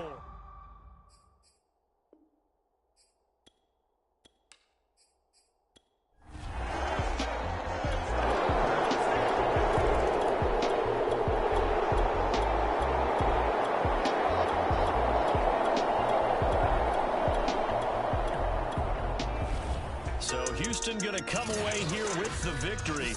And with that, our journey begins, Charles. Week 1 in the books. Going to be a great season. Oh, man, so much to look forward to. Isn't it nice to get a really good game right out of the gate? Preseason behind us. All these games count now, don't they? Yeah, this is the exciting time with just 1 week gone and plenty of weeks to come. So for the Texans, that'll be a happy locker room as they start this season 1-0. And they'll hit the road next week to take on the Baltimore Ravens.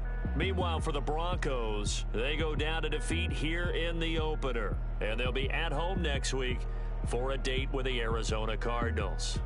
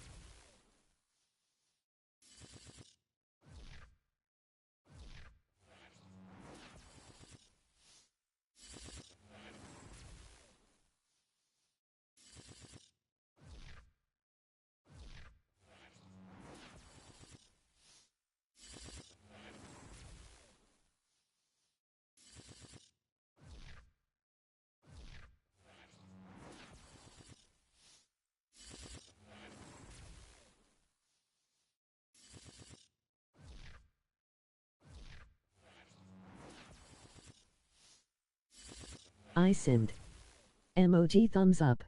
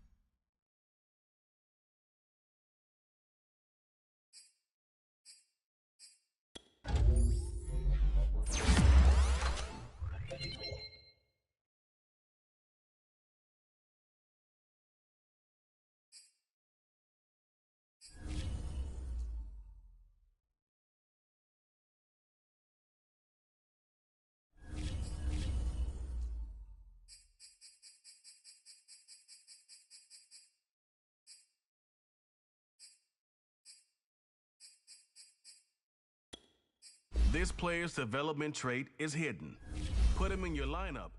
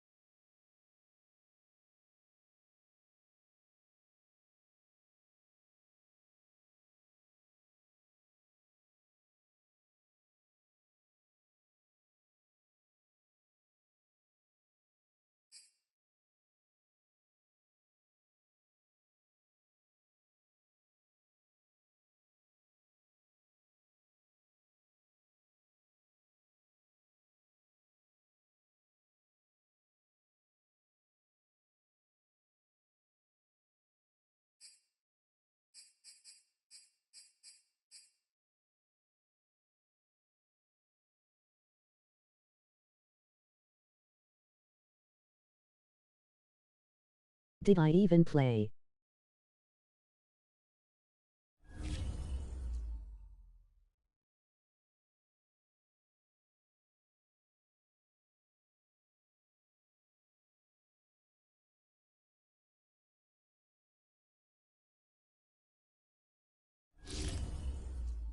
Let me see.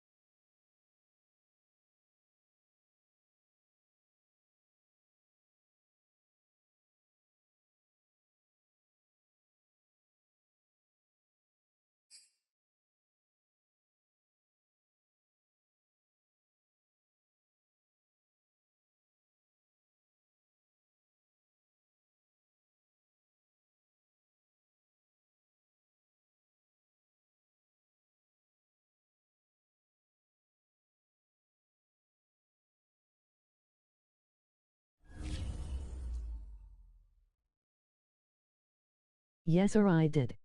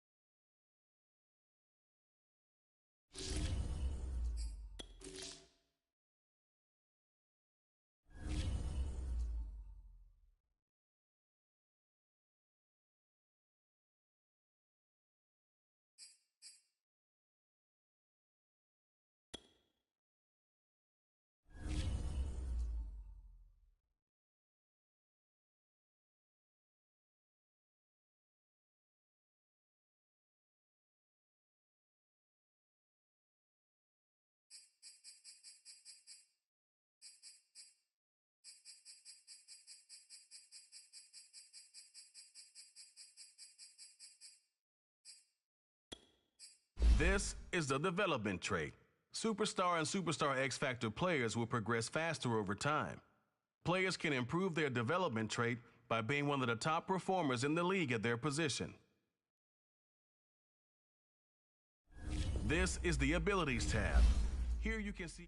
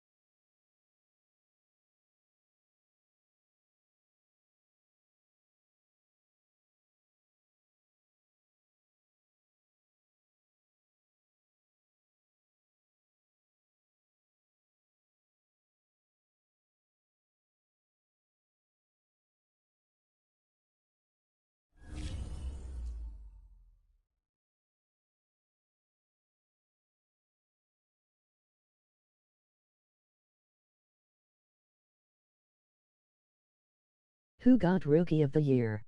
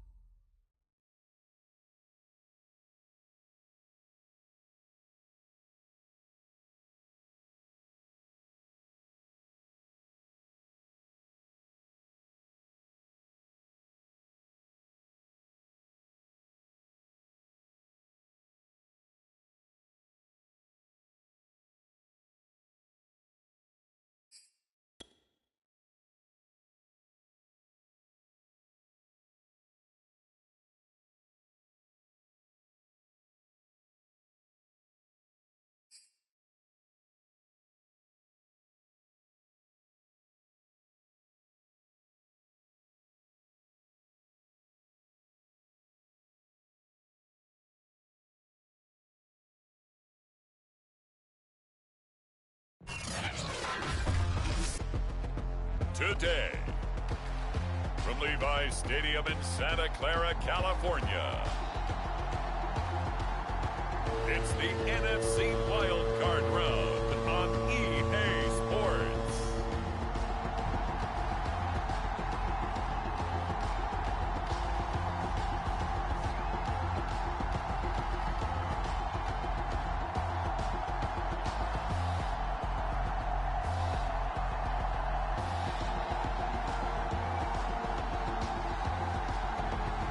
It's the San Francisco 49ers taking on the Los Angeles Rams. It was a common sight in the 80s and 90s, not quite as frequent since, but it's back. Playoff football in the Bay Area here at Levi's Stadium in Santa Clara. Straight ahead, it's Wild Card Weekend, and we've got a great one in store between the Los Angeles Rams and the San Francisco 49ers.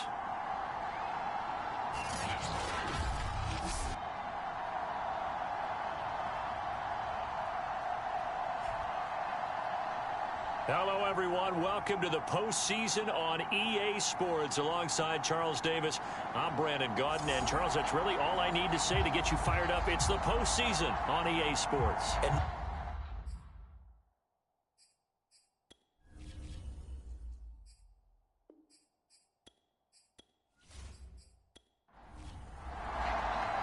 Winner go home is the mantra, and off we go. We're underway in this NFC wildcard game.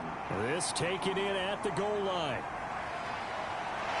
And a decent return out to the 27-yard line.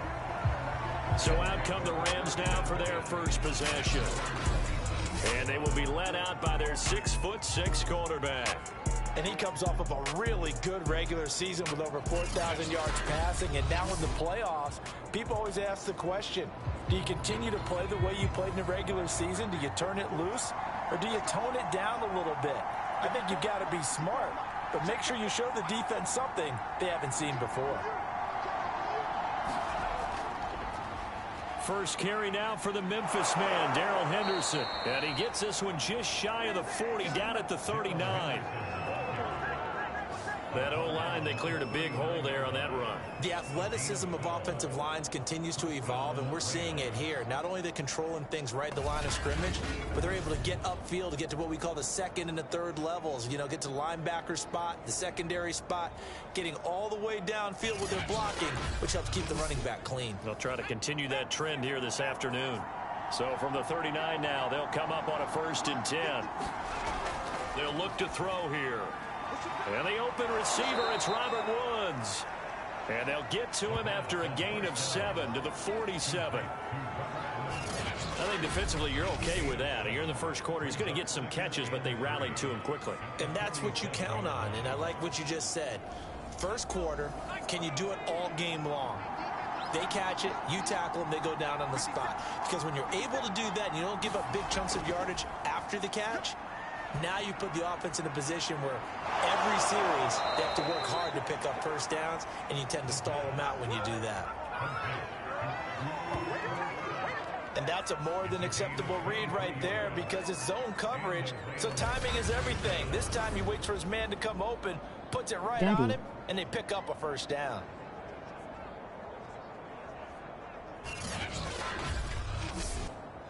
So from inside Niner territory now, this is 1st and 10 at the 30-yard line. Back to throw here. And this one's incomplete. They've given up a few first downs on this drive, but getting the incompletion there, that should give them something to build on and maybe turn the tide. And he's got this to Jefferson.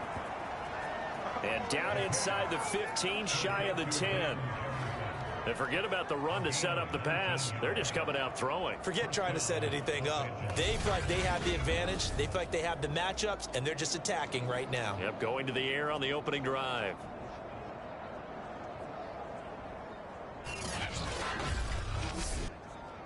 Now a 1st and 10 at the 11. A give for Henderson running to the right. And he'll get this one down to about the 10-yard line. Here's 2nd and 9, just a yard on that last run.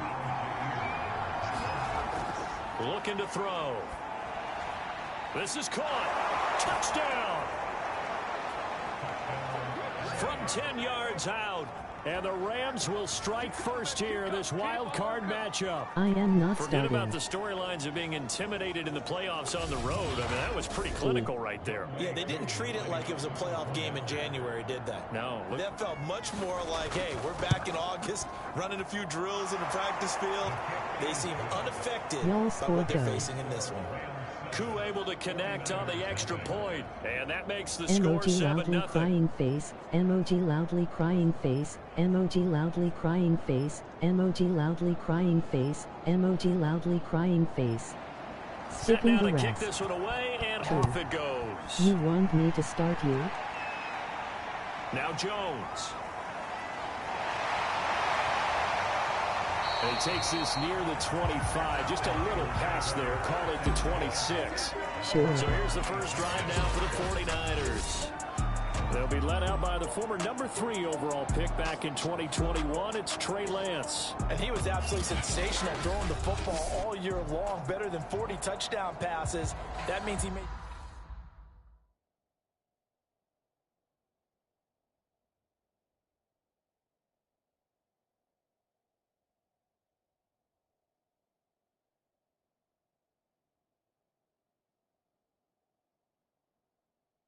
Yo papi, check you Discord DMS and join the team GC.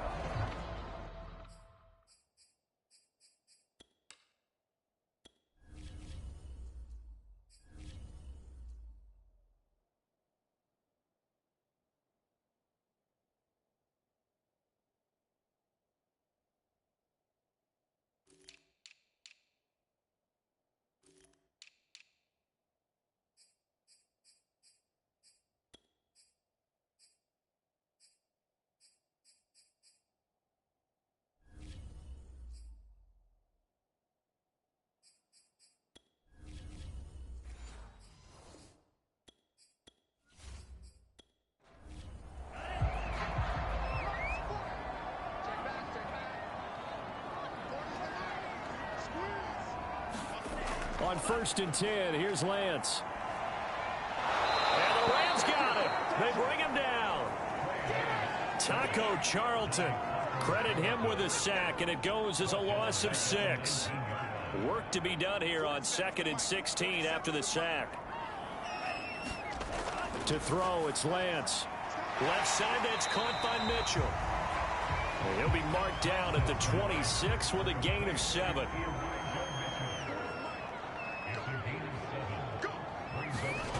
Throwing his Lance on 3rd down. Completes it to the tight end, Kittle. Oh, this is going to depend on the spot, but it's not a very generous one. He looks to be about a yard or so short. It's a gain of 9, but it's also going to mean a punt here on their opening drive. I thought they might take a shot down the field, but instead they ran a little drag route there. I think they were hoping he could catch it and run away from the defender. But a really good job keeping the play in front of them, and they force a 4th down. So on 4th down, here's the Australia native Mitch Wishnowsky to punt this one away. This is taken at about the 14. Almost outkicked his coverage there. 48-yard punt, but 10 on the return. And the Rams will go on offense here with a 1st and 10.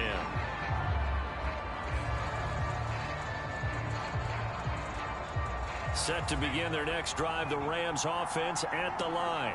And they'll be looking to make this a 2-score advantage. Had the touchdown on their first drive, Charles.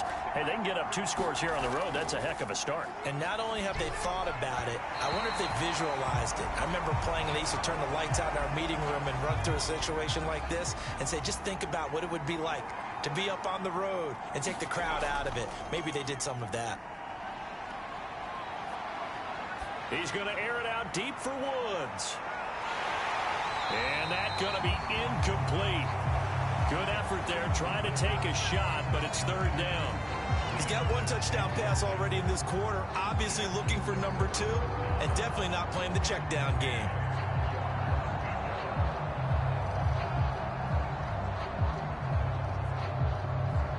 So back-to-back incompletions, and that has him staring at a 3rd and 10. They'll set up to throw. He'll get this underneath to Henderson. And he takes this up to the 40-yard line before being corralled. Now, after the completion, we're going to get a timeout, an injured player. While the training staff takes a peek, we'll take a break.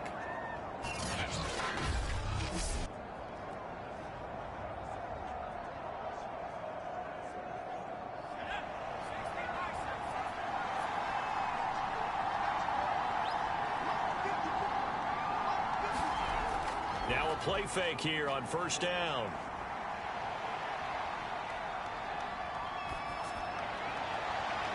And that's caught inside the 30. And he'll go down, but not before getting this inside the San Fran 20. A big play there for L.A. How about this first quarter for them throwing the football? This defense has 0 answers for what they've seen so far with the ball in the air. I'm not sure how they're going to change things around, but offensively, I keep attacking. I keep throwing the football until they make me change. So the big play means just like that, they'll operate from the red zone now on 1st down. They'll look to throw again. And this is incomplete. Van Jefferson was the intended receiver. And it's 2nd down.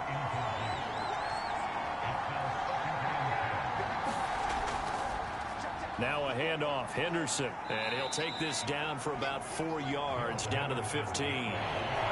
An extra DB for the 49ers now on 3rd.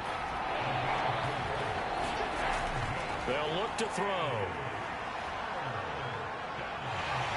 And they're going to get him. He's sagged back around the 28. Nick Bosa gets in there to drop him for a loss of 13 yards, and it's also 4th down now. It's about how teams are so competitively matched, and you just want to make those plays that give you an advantage. How about right here? The difference between letting them score a touchdown versus holding them to a field goal, that's absolutely huge with the play he just made. And you know he hated taking the loss there on 3rd down. So now the Rams send out the field goal team here. And this will be a 45-yard attempt. And his kick is absolutely perfect.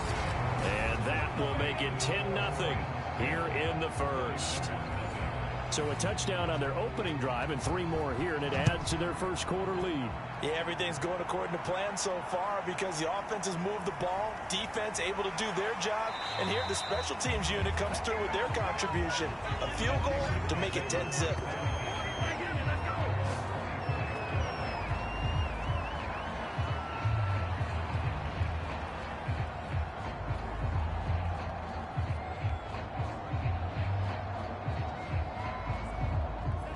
The San Francisco offense ready to start their next drive. They've been a come-from-behind team all year. They'll need to do it again as they trail early in this wild card game. Rolling to his right. And they're able to get this one across the 35.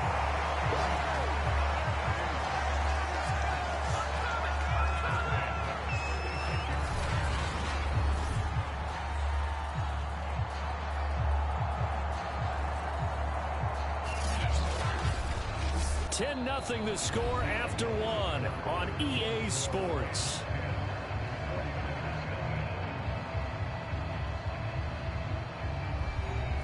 So from the 36 now, 1st and 10.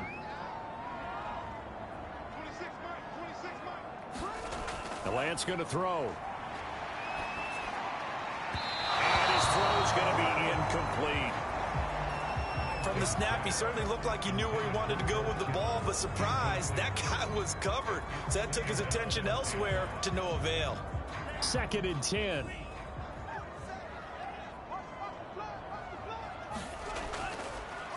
They'll try the left side.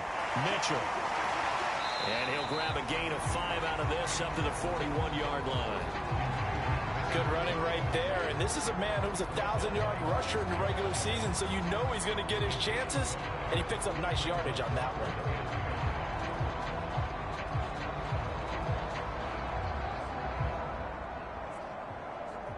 So 3rd and 5, defensively expecting pass. They've got 6 DBs out there. Here's Lance to throw it. That's complete. It's Brandon Ayuk. And he is going to have a 49ers first down as they're able to get the 3rd down conversion. Yeah, these are the types of plays they're going to need to hit on if they're going to get back into this game. It hasn't been the greatest of first halves, but this is a nice throw here on 3rd down, and they keep the drive going.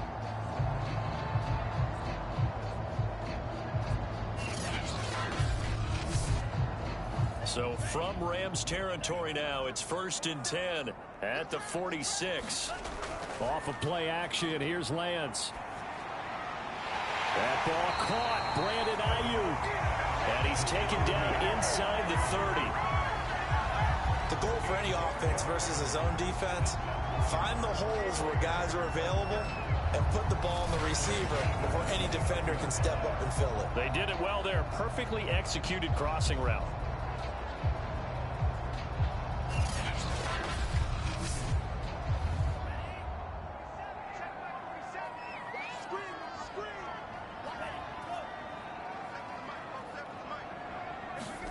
On 1st down, Lance.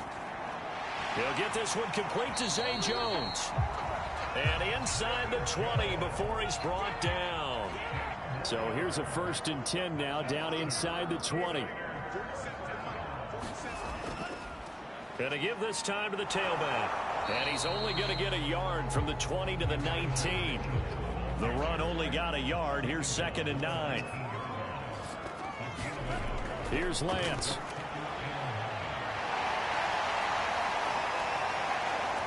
And a good gain here of 9 from the 19 down to the 10. This will be the 8th play of the drive, and it's 3rd and inches. They'll try and run for it. This is Juszczyk.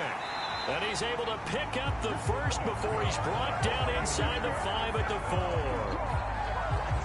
They definitely established a rhythm on this drive, moving the ball quite well.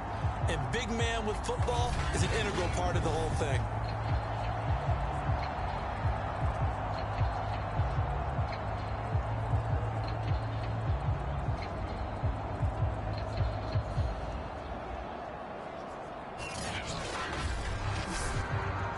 Looks like a jumbo set with 3 tight ends here for 1st and goal. Now a play fake. Lance. Nowhere to go here. He lost the football. But an alert 49er able to gain possession, so they will indeed hold on to the pigskin. That is Tomlinson who is down. Boy, not what they want to see. While the training staff works on him, we'll step aside and be right back.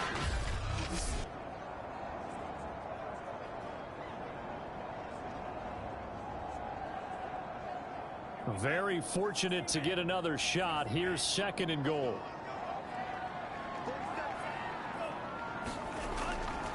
And he'll give it here to his running back.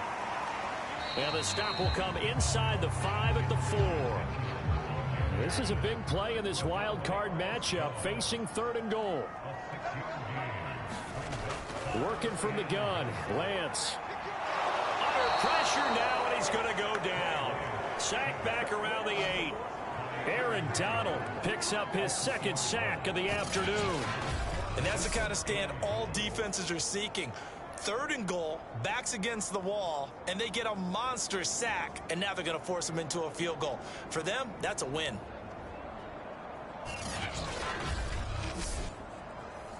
The 49ers are going to turn over to the special teams crew. The field goal unit is out there now. This from 25 yards out. And Gold is able to put it through, and they get themselves on the board here. It's 10-3.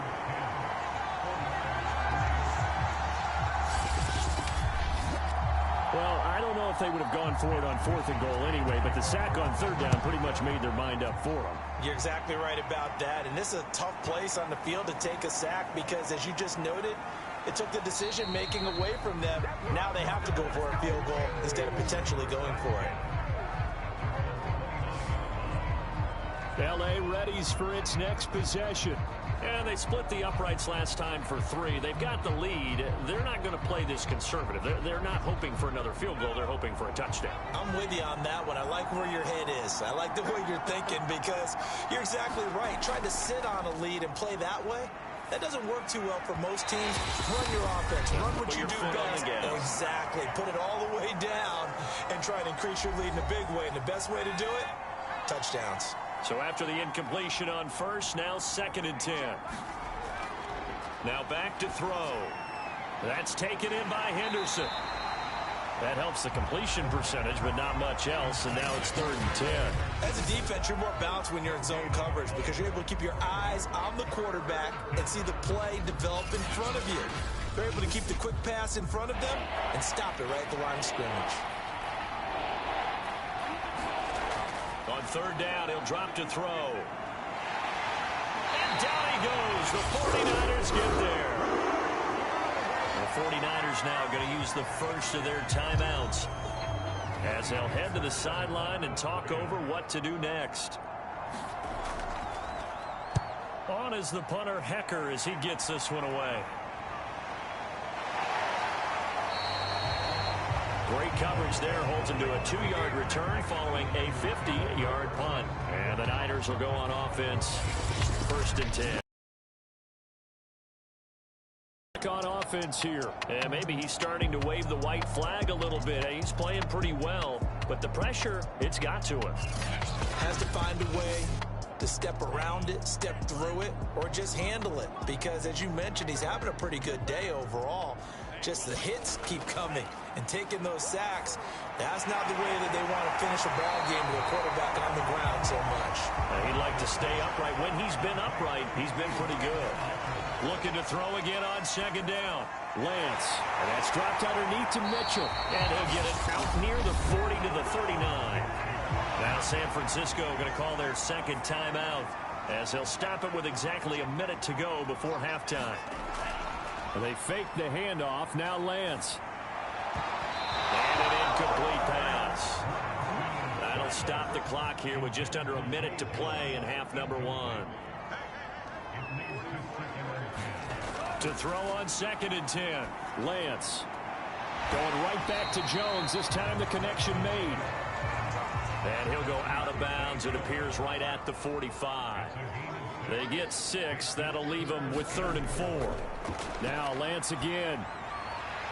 Completes it to Samuel. And he goes out of bounds. It looks like right at the 50. This offense finding its legs now. Here's another 1st and 10.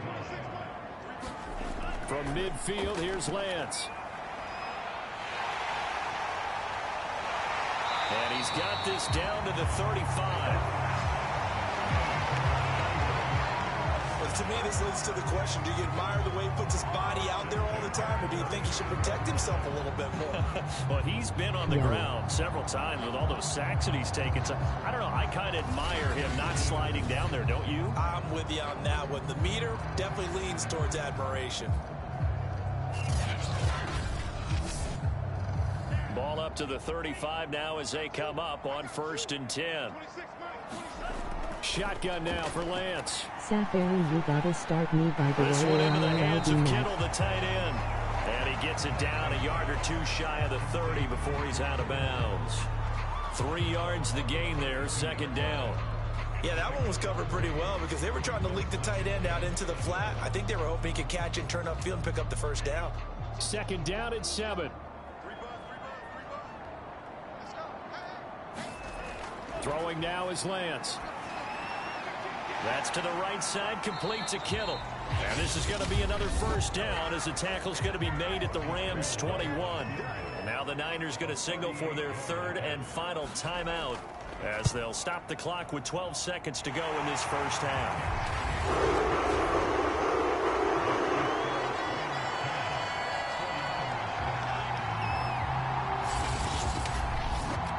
No problems in the field goal department so far. He's 2 for 2. Pretty reliable here in this game, isn't he? And to me, that bodes well for them. If they need him late in the game, his confidence should be sky high. And it's a pretty good return here as he'll get this up to the 29. Set to begin their next drive, the Rams offense at the line. And with only 4 seconds on the clock, time likely for just 1 snap of the football. He's going to float this over the middle deep. And that will be incomplete. Would have been a big hitter if they had connected. Instead, it's 2nd down. So we come upon halftime here in this NFC wildcard matchup. As we'll send you back over to Orlando with our EA Sports Halftime Report. Here's Jonathan Coachman. All right, Brandon, thanks very much. This, the 2nd of our tripleheader here on Wildcard Sunday. We'll get back out to you guys in just a moment. But first, let's take a look back to yesterday's NFC wildcard game. And it's the Tampa Bay Buccaneers who are moving on as they defeat the New York Giants. Meanwhile, nothing settled in our wildcard game. It's a tight one as we get ready for the 3rd quarter.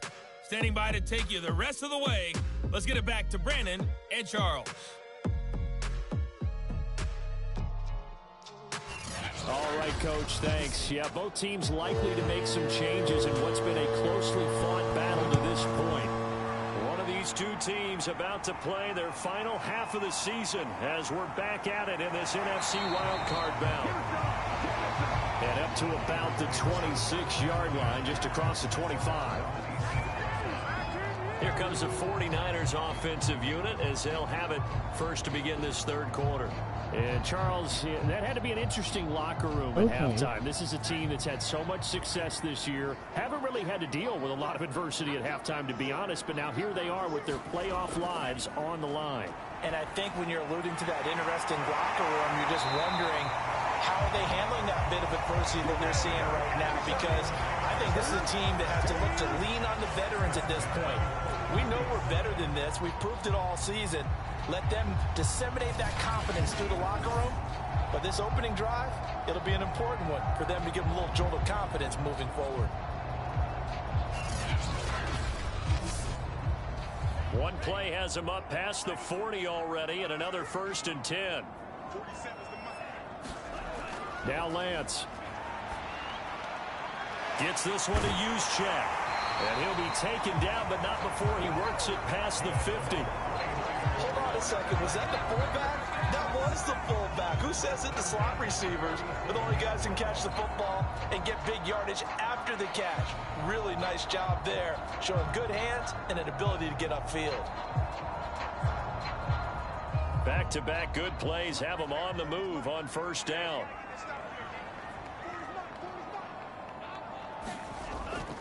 And they'll run on the inside handoff.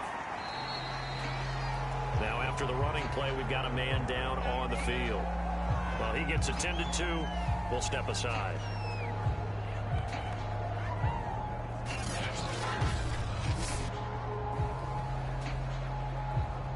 Second and 6.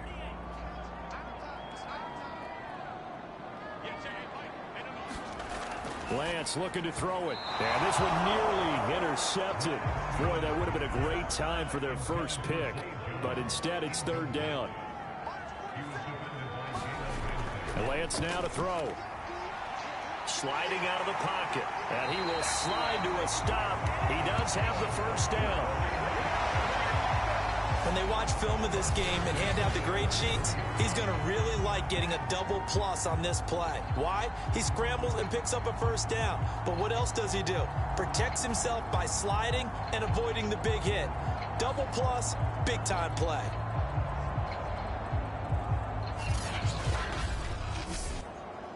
So they'll come up 1st and 10 now from the 33.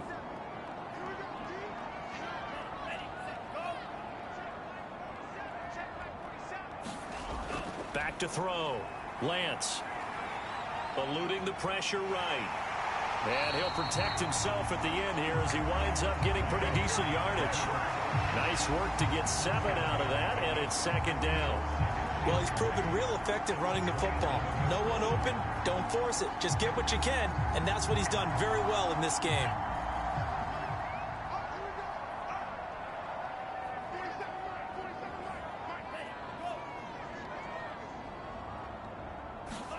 Throwing again on 2nd down.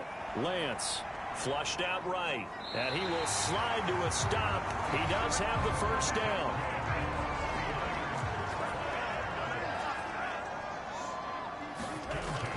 They'll run on 1st down. It's Mitchell, and he'll get about 5 here as he'll take this down inside the 20-yard line.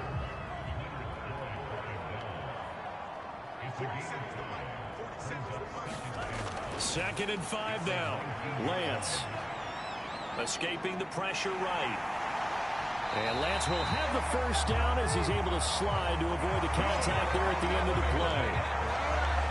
Partner, he was going through his progressions. Not there, not there. After about the 3rd one, he decided he better pull it down and run for it. And he slides down and avoids the hit for good measure.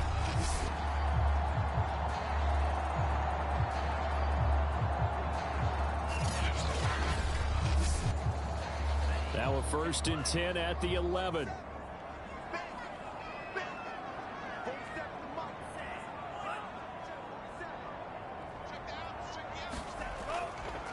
Now a handoff here to his running back.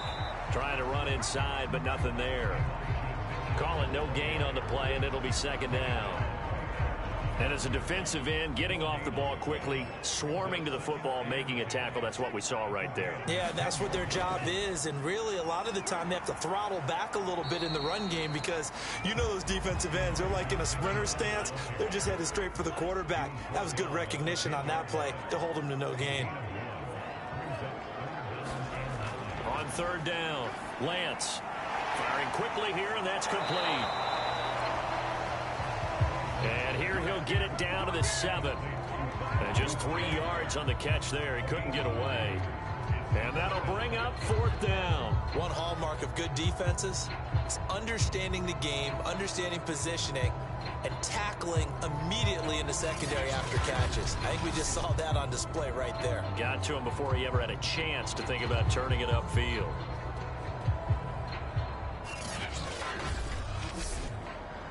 So now here comes the field goal team for the 3rd time today. From the right hash, and this one just a chippy. The kick by Gold is good. And that gets him back within a single point. It's now 10-9.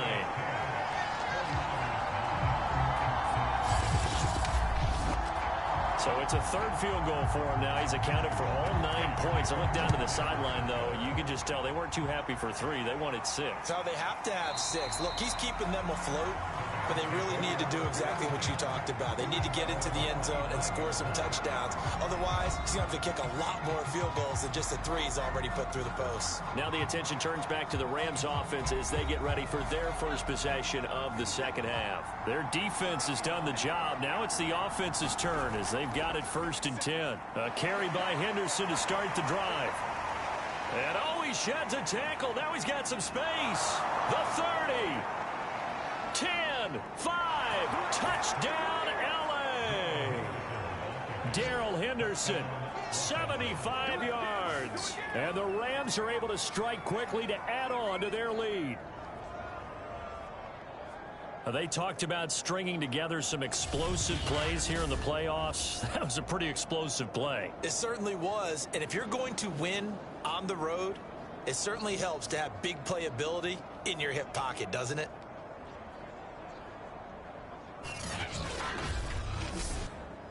Now Younghoe Koo for the extra point.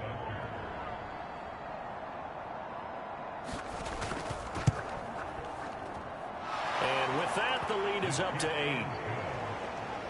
One of the shortest drives you'll ever see. One play, 75 yards, 6 points.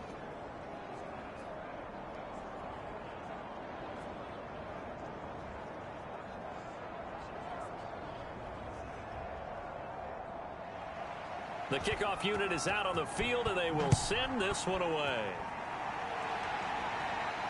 Now Jones. And not much happening on the return as he'll get this to about the 23. The 49er offense now making their way out onto the field. Their drive last time, it stalled out. They were forced to take the short field goal. And the key phrase, you nailed it, forced to, because you know coaches look at these short field goals as a last resort, right? To them, that's not how drives are supposed to end. You're supposed to put 6 on the board. That's a consolation prize. Like going to the county fair, you don't get the big stuffed animal on that one, do you? No, you don't go top shelf. That's bottom shelf material.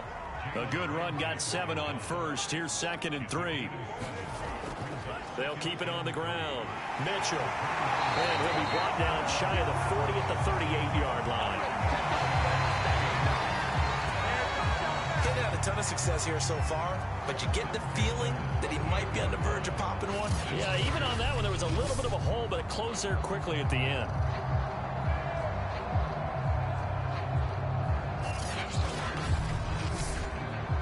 So here's a 1st and 10 at the 38.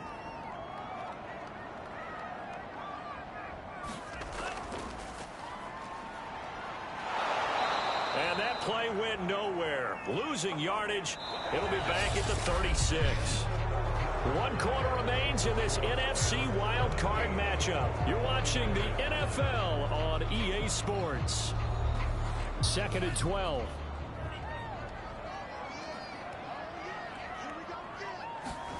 And now they'll throw with Lance. Got a man over the middle, and it's complete. And he takes this one down almost all the way to the 30. The fullback comes through with a big play there. A very nice job right there, working the middle of the field, able to create some separation and then utilize it to not just make the catch, but turn upfield once he got the ball in his hands.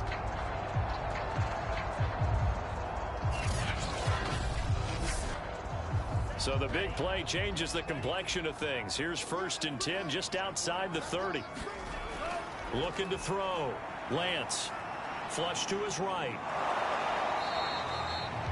He'll get just a yard on the scramble. It's 2nd down.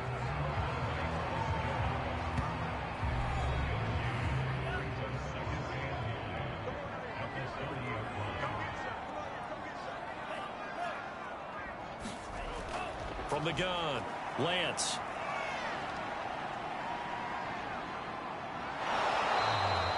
All in all, no gain on the play, and it'll bring up 3rd. 3rd down now, and those last 2 plays indicative of how things have gone for them. Just nowhere to go on the ground and struggling to put up points. And a quick throw here, that's complete. And his bid for the 1st down coming up short as he's tackled at the 25. They'll give him 4 yards there, and that's going to bring up a 4th down. One thing I think that's safe to say defensively, the tackling's been really good. And because of that, it's been very, very hard for them to move the ball because you're not getting the benefits of run after catch. They're tackling them almost on the spot. That means you have to run extra plays, harder to move it.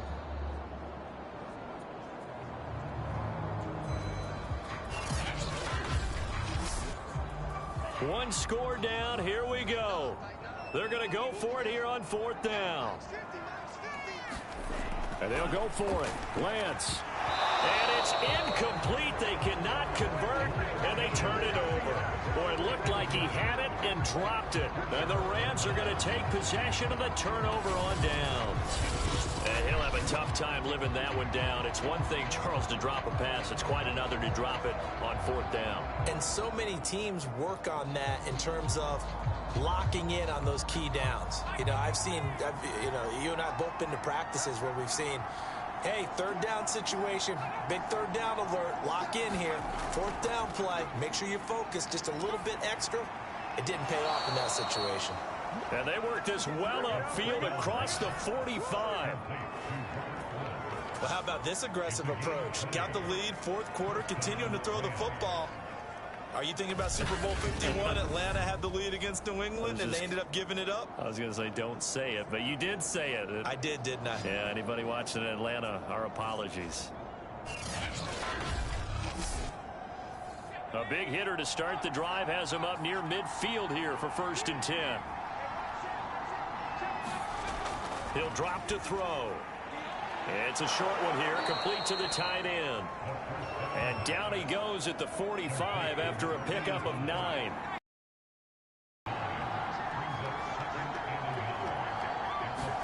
Second and 1. And he's unable to hold on to that defensively. A potential game changer, but it falls incomplete. Off the play fake, he'll look to throw. And that will be incomplete. That close on third down, I think everybody probably expecting a run. Instead, they go to the air on third and short yardage. I realize this is a passing league, and they're liable to throw the ball on any down and distance. But that short, I do question the call. Run the football and pick it up. The 49ers offense now, they work their way back onto the field. If they want to advance in this divisional round, look, obviously the time is now. Trailing here in the fourth as they go to work on a crucial drive, 1st and 10. Throwing to start the drive. Lance. And his throw here is incomplete. An incomplete pass on 1st down. That leads to a 2nd and 10. From the gun, it's Lance. Out to his left. And he can't find anywhere to go with it, and he goes down. Taco Charlton able to get in there for his 2nd sack of the afternoon. We've seen him escape similar situations earlier in the game and get away from pretty good yardage. At that time, they get him down. Yeah, they've had enough evidence that he can get away and run for good yardage, haven't they? That time it felt like, okay, enough of this. Let's play it the right way and get him on the ground before he does any damage. Now on 3rd and long, they'll look to throw. And this pass broken up. Excellent.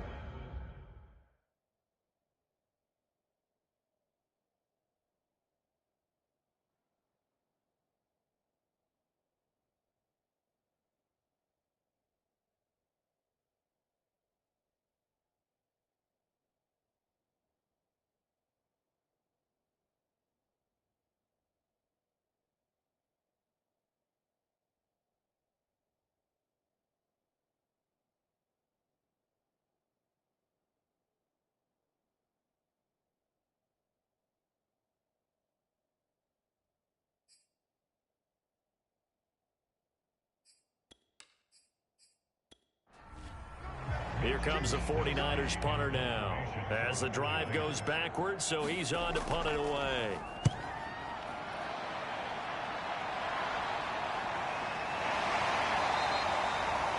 We'll call that a punt of 38 yards officially. And the offense will take over with a new set of downs. The offense for Los Angeles returns to the field. And this a very important drive leading in the fourth quarter of this wild card game. But this one far from over as they start out here 1st down. They'll try and start this drive in the air. And it's a short one here, complete to his tight end. 5 yards on the catch there, brings up 2nd down. They'll try and run some clock here as they keep it on the ground. And he's got this one across midfield into 49er territory. Fourth quarter, down to the final 2 minutes, and we've got a 1-score game. So it's Rams football here as we get you reset. They're facing a critical 3rd down now as they try to hold on to this lead. Again, it's Henderson. And he is going to have the 1st down, and that is going to suck the life right out of this crowd. And now right out of the 2-minute break, we'll get a timeout used defensively with 1:56 to go.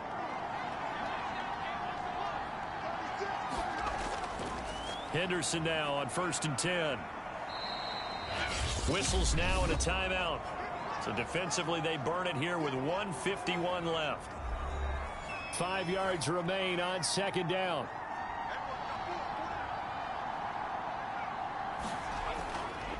On the handoff, Henderson. And he'll go down here at the 35-yard line. And now the Niners going to signal for their 3rd and final timeout. And they'll be disappointed to have to burn one there after giving up the 1st down. And they will take a knee here. 2nd and 11 now.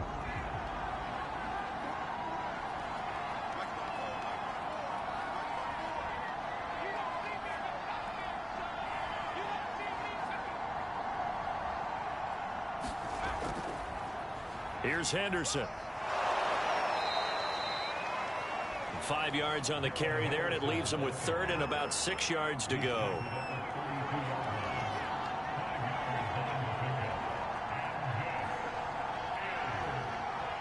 They go down to a knee, and that will do it. They are moving on here in the playoffs. And there it is, that symbol that ends a game that one team loves and the other team can't stand, taking a knee. And guess what? The visitors came in and got it done. Wild card round, first step on their way trying to get to the Super Bowl. First step indeed. They're underdogs. We'll see if they can continue to make some noise in the playoffs, but a good first step. Getting into the playoffs is one thing. Now they get to move on. Just 8 teams left. The dream stays alive. Everyone's gunning for the Super Bowl. That's the ultimate. But you have to get there in incremental steps. One win today gets them one step closer. That'll do it for us. For Charles Davis and all our hardworking crew, I'm Brandon Gaudin. You've been watching the NFL on EA Sports. For more, find us on Twitter at EA Madden NFL. With that, we say so long from Santa Clara.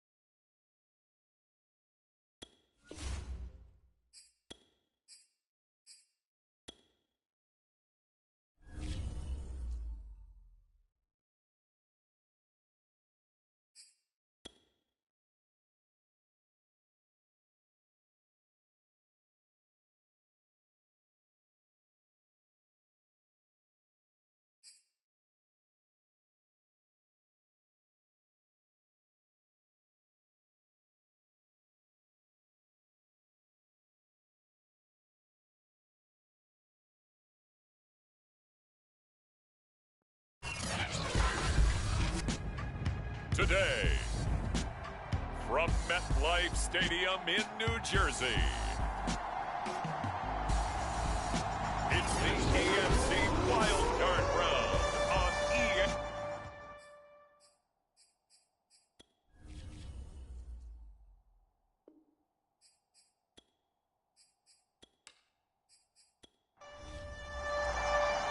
What twists and turns will January have in store for us? The NFL playoffs are officially underway. On the return, here's a speedy Jamison Crowder. And he'll take it up past the 25 to the 26-yard line. So now here comes the Jet offense as they get ready to take over. And leading them out there, we get a look at their 6'3" quarterback. And he comes into this wild card round off of a really good regular season, better than 30 touchdown passes. And he said he feels like he can take some shots against the secondary. In fact, in our meeting, he said not only can he take shots, he expects to do it early. And he's going to get about 7 yards on that one, up to around the 33. So they'll come up after the gain of 7 on a 2nd and 3. Back to throw. That's complete to Disley, the tight end. So great throw right there, and what a regular season this rookie had, piloting this offense, guiding them to a division title, and they get the home date here in round 1 of the playoffs. But, Charles, how do you think they'll play it here? Will they run the same kind of wide-open offense they've run all season, or do you think that they'll try and take some pressure off of the young fella? Oh, I think they're going high, wide, and handsome in this one. I think it's all out, just as they've been doing all year long, because I think if you try and pull it back now a little bit, you're telling that young man you don't have quite as much confidence in it as you've professed. So go ahead and continue to run your offense. Do the things that got you here, as so many defensive coaches have told you and me. All gas, no brakes. Let it rip. That throw's not going to get them a whole lot, but that really didn't matter, did it? They got what they needed on that throw. Picked up the first down, and I'm going cliche here. Game of inches, partner. Absolutely. Well, and you talked to me a lot about opening drives, how key those are to set the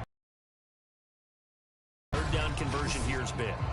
So into Pat's territory now. Here's 1st and 10 at the 46.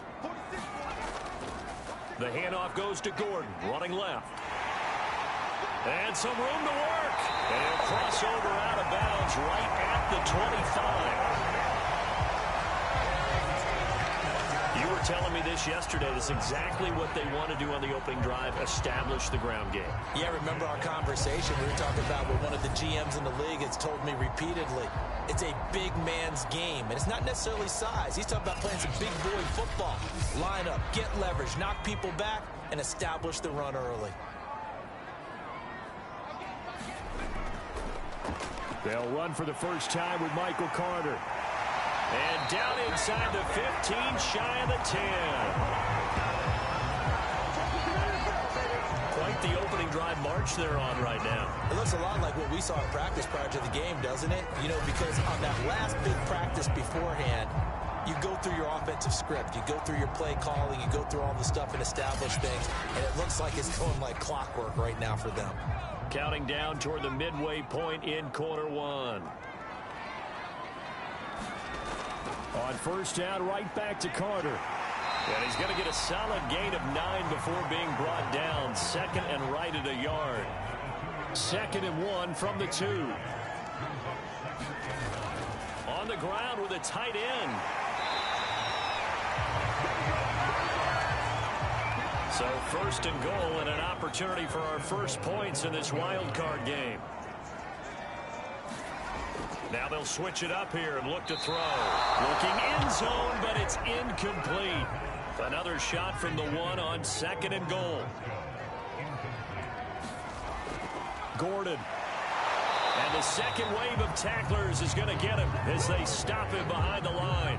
That'll be a loss of a yard, and it leads to a 3rd down. I thought they were onto something with their play call. They kind of went reverse a little bit, threw it on 1st down, then ran it on 2nd down. Not successful either way. What play call do they come up with here on this important 3rd down try? And the question now, can the Patriot defense hold firm again on 3rd and goal? Again, Gordon. And this one will wind up with him losing yardage. Back to the 4-yard line. And a loss of 3 to bring up 4. That's a really alert defense there because they saw the heavy look come in from the offense, countered it with extra linebackers who brought a little bit of speed and heft, and able to really make a big-time play for their defense.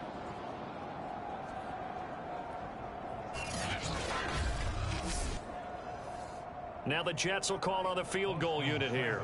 From the left hash, a chip shot here. Seibert able to knock this one through. And the Jets hit the board first. It's 3-0.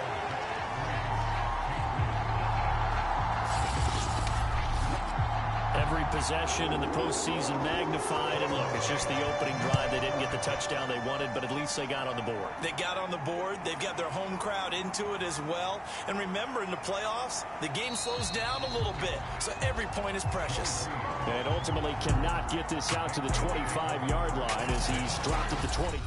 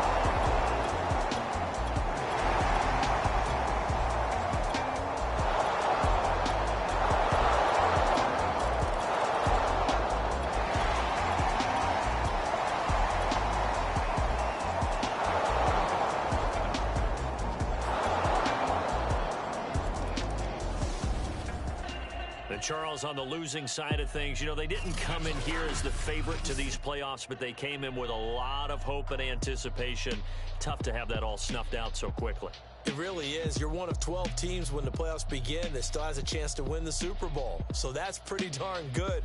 And as you often talk about, a lot of hope when the playoffs start. Well, that ended for them. But when they look back, they'll have a lot to be proud of and see if they turn the page towards the next season.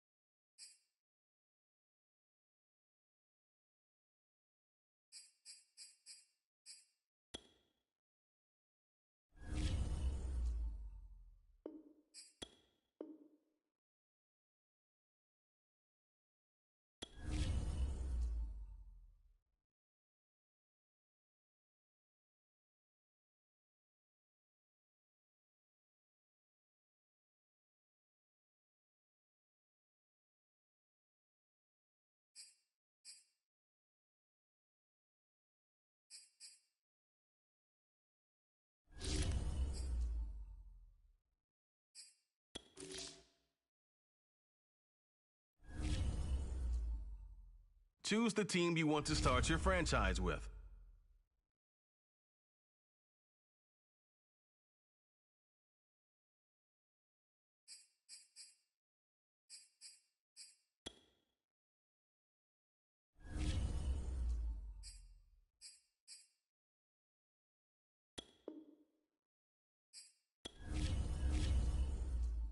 Choose the team you want to start your franchise with.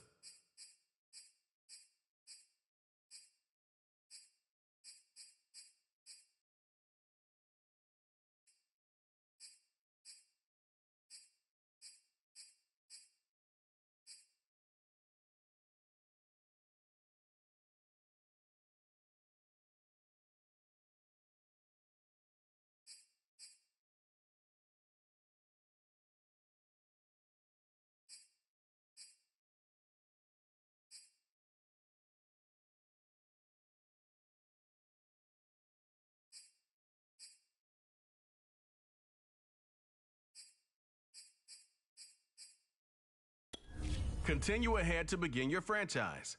Use the options on the left to edit league settings or change your role to a player or owner.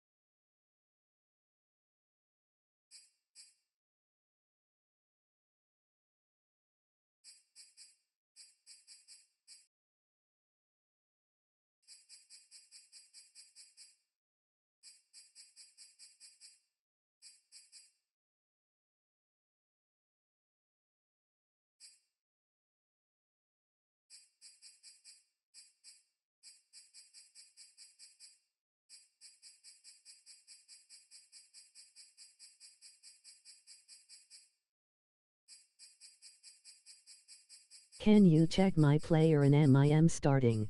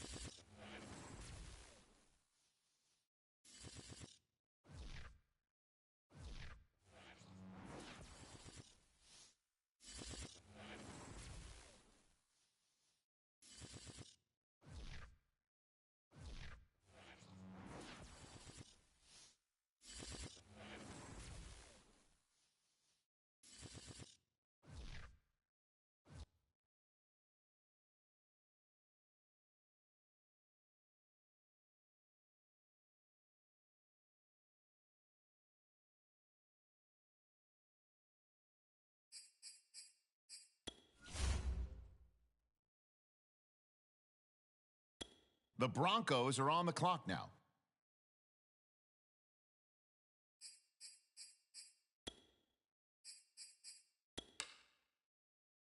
It's the Bills.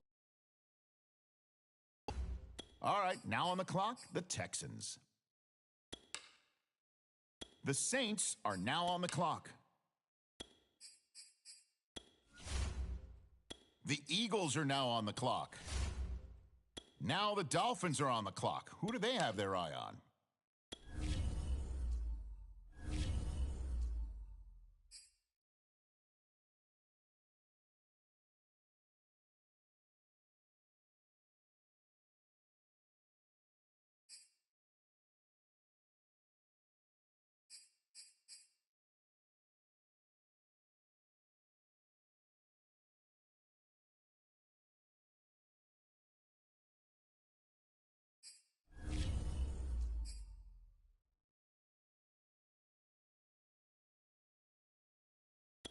Now we turn to the Steelers. They're on the clock.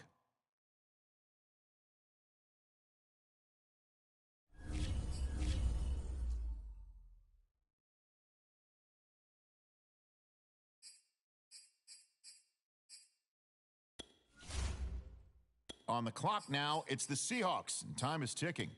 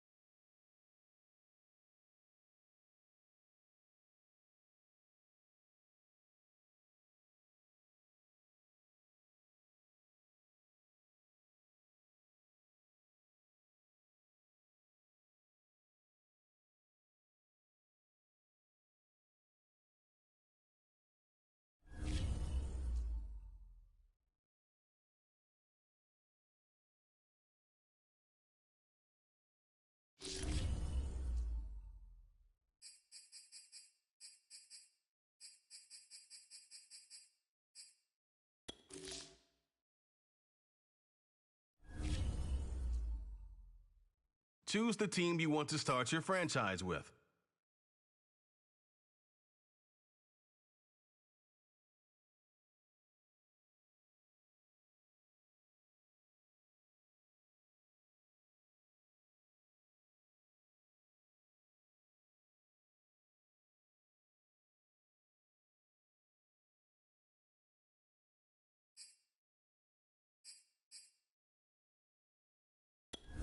Continue ahead to begin your franchise. Use the options on the left to edit league settings or change your role to a player or owner.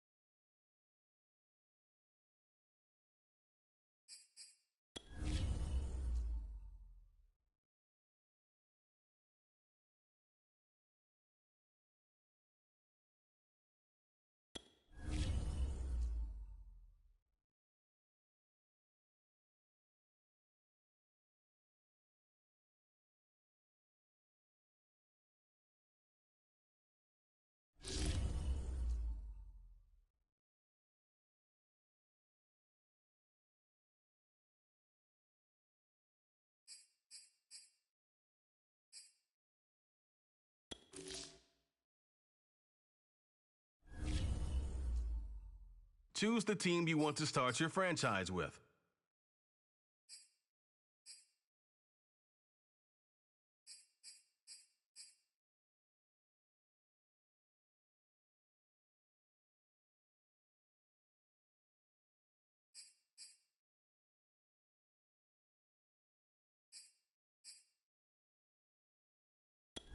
Continue ahead to begin your franchise. Use the options on the left to edit league settings or change your role to a player or owner.